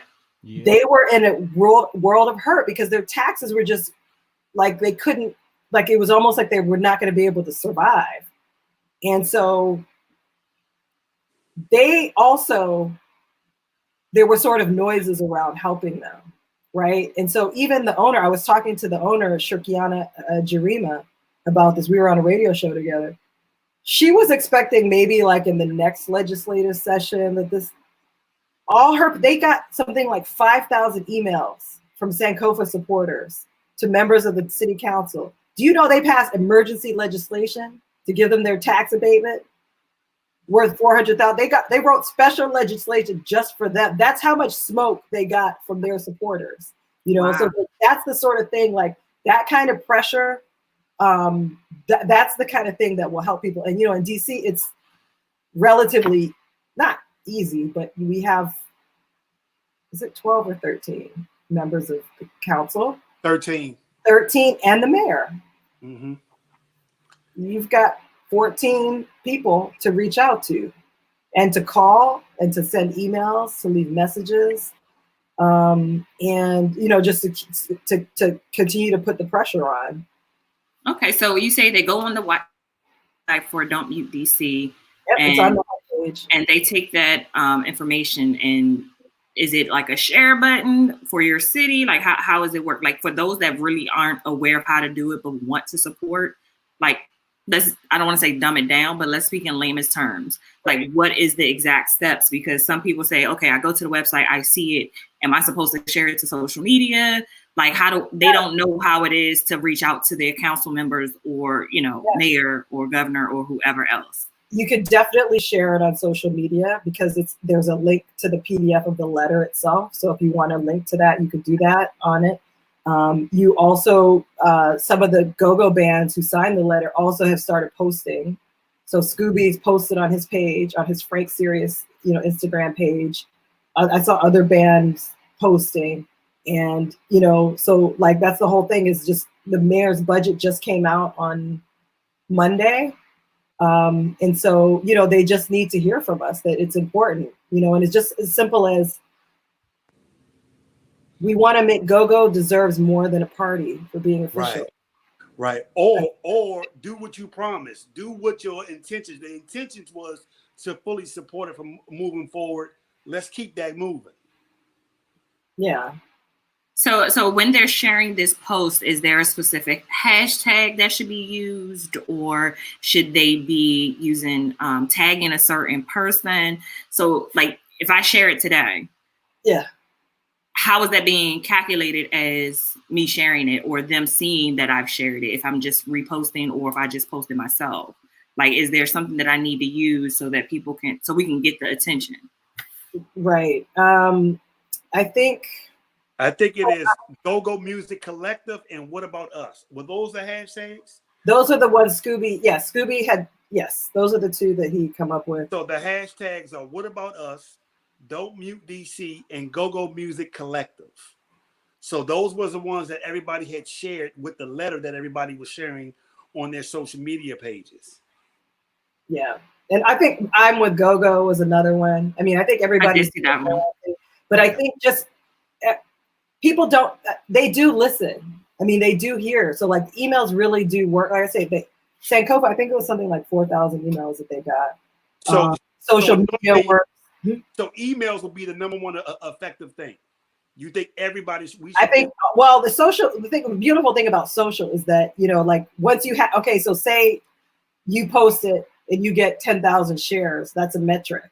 You know, so that's what, and it's easier for things to go viral on social media. Right. But both are going to be really important to keep the pressure on. Mm-hmm.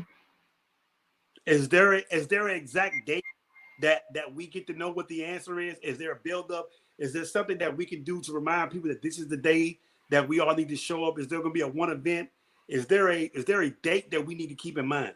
So I think that's going to be up to the Make Go-Go Forever committee, because I'm on I'm playing both sides here because I'm also on the commission. Right. So I'm also doing my work on, from that end.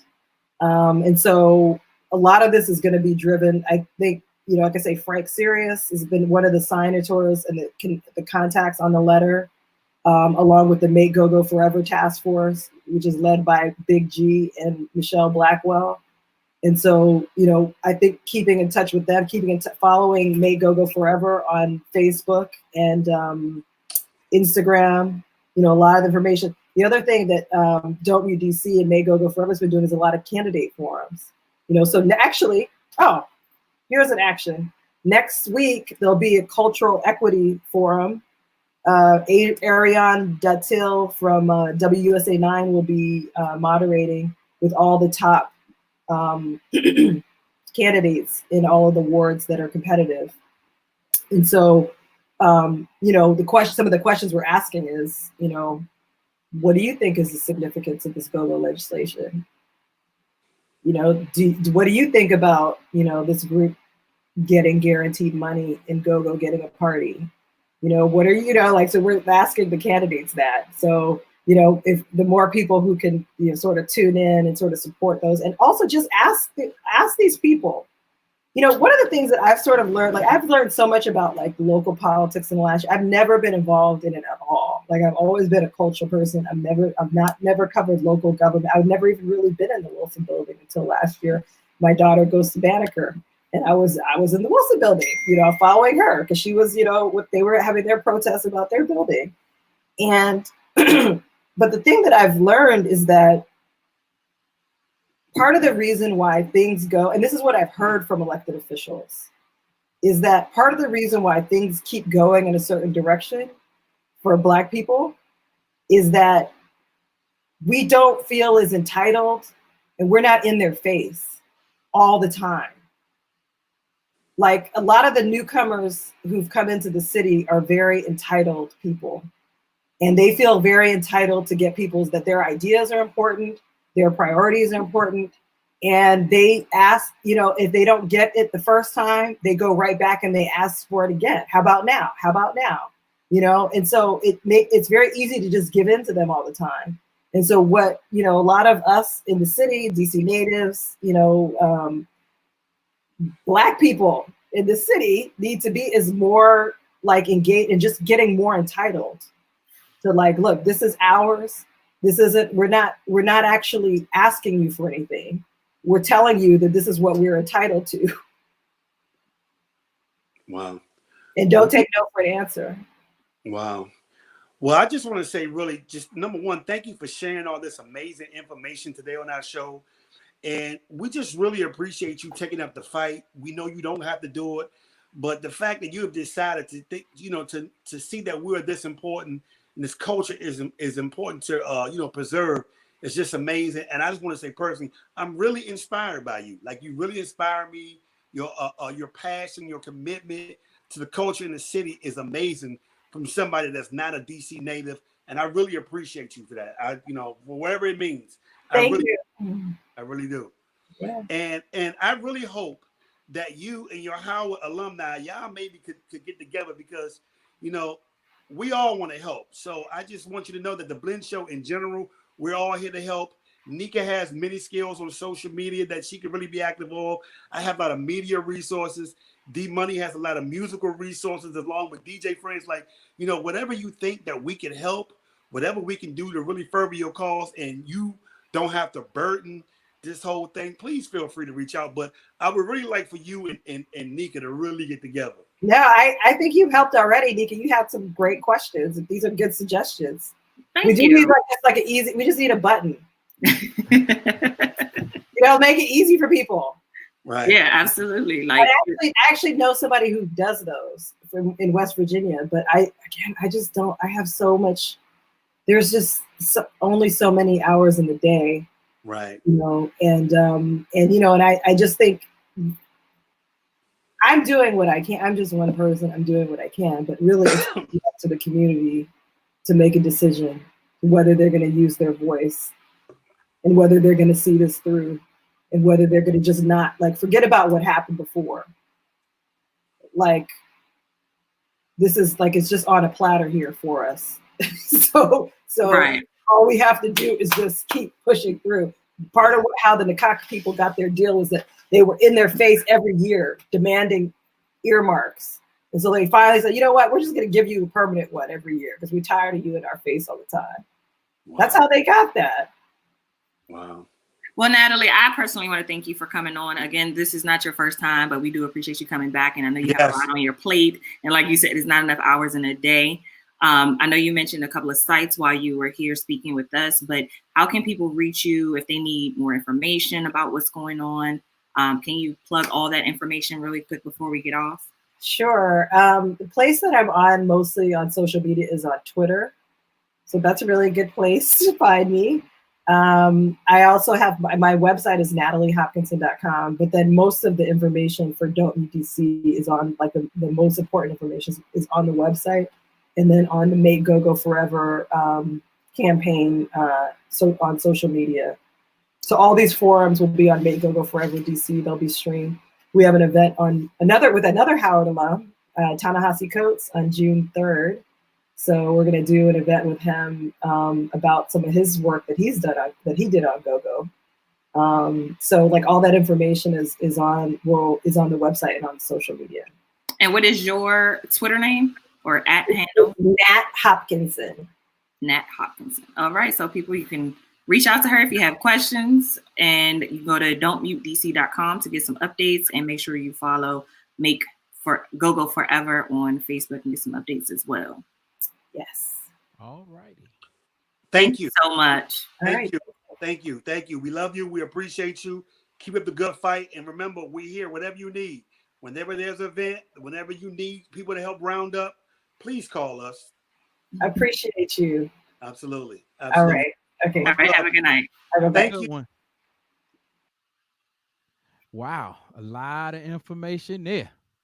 Man, it's a lot to dissect as well. You know what I mean? Yeah. So I just think, man, a lot of times when we having conversations, it's hard to dissect, but I just think it's good to know what's out here for us. Yeah. And potentially what is literally waiting for us if we can galvanize and organize right now. It's so much out here for us. Like she said, I remember my mother and my sister used to say, when when an instructor or your teacher repeats something over and over, that's a key point for your test. And I think she said plenty of times, it's right there on the plate for us. She said that plenty of times. So it's up to us to go get it. It looks like it's sitting there. You know what I'm saying? But we are right up on it, the 10 o'clock hour. You know what I'm saying? Once again, it's the Blend Show, Facebook, YouTube, Streets, Boosie Vegas. Show some love. So I want to thank you guys. Thank you, Natalie. We appreciate you and your efforts, your brain power, the countless hours that you have committed to us, our cause, and our culture. Thank you, Natalie. We love you. We love you. We love you. And for everybody who listens and support the Blend Show, thank you. We're really getting used to this virtual situation, and we do plan on stepping it up a little bit, you know, ramping it up. But I just want to say thank you to everybody who consistently log on and get this amazing information that we share. All right, Nika Ray. Also want to thank Natalie for so eloquently putting that information out there for us and making sure that she took the time out of her day to even support us and give out that information. So using us as a platform for GoGo, that's definitely an honor as well.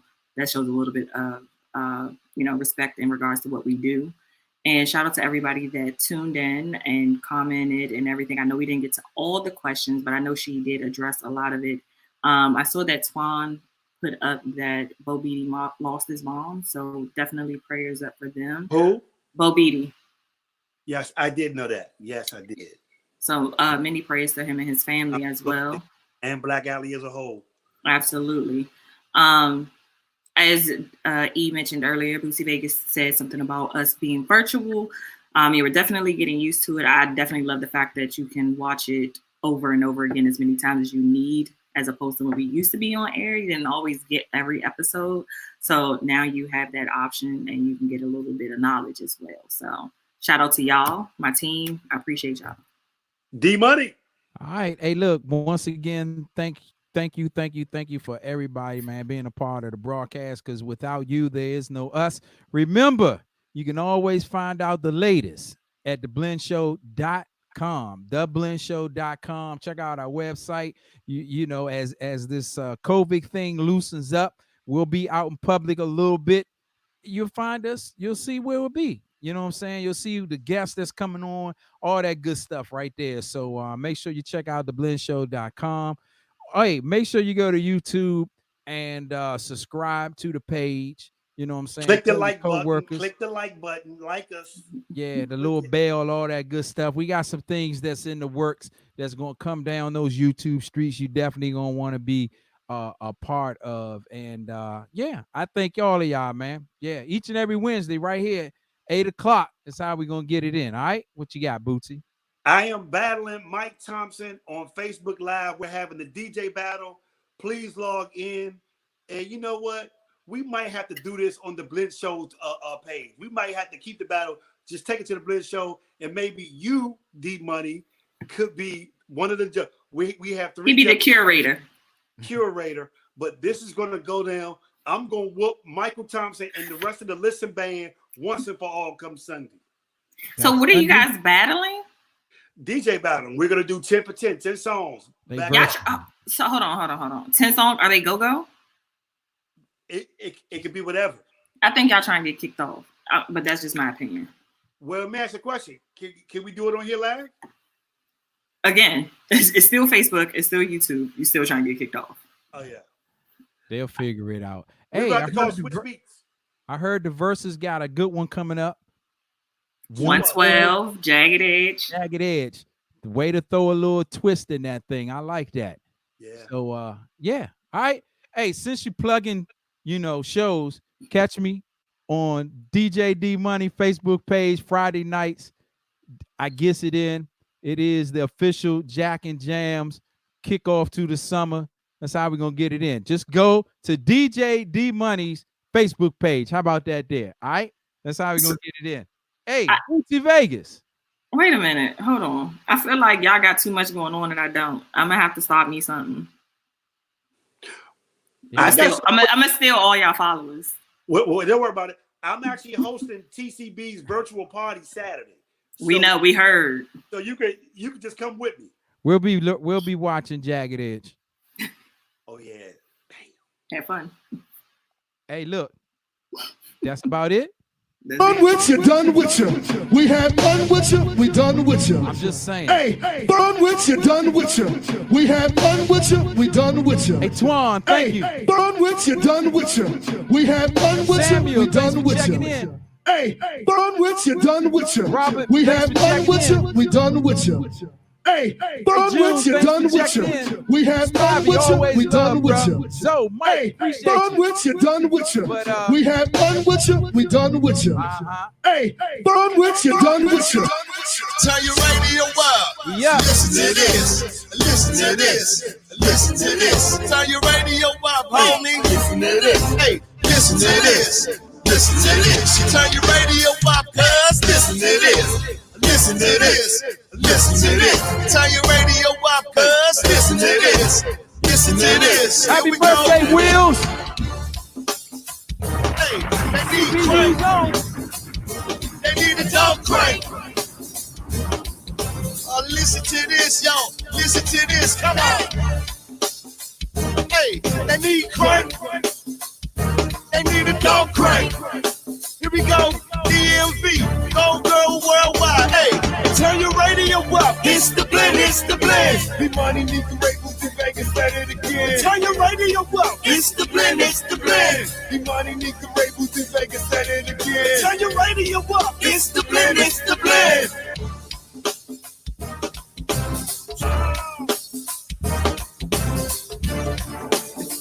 It's the blend. Ticket, damn McLovin. Oh yeah, yeah. Come on. DC's DJ D Money. Monday and Wednesday 6 to 10. Chicken, princess.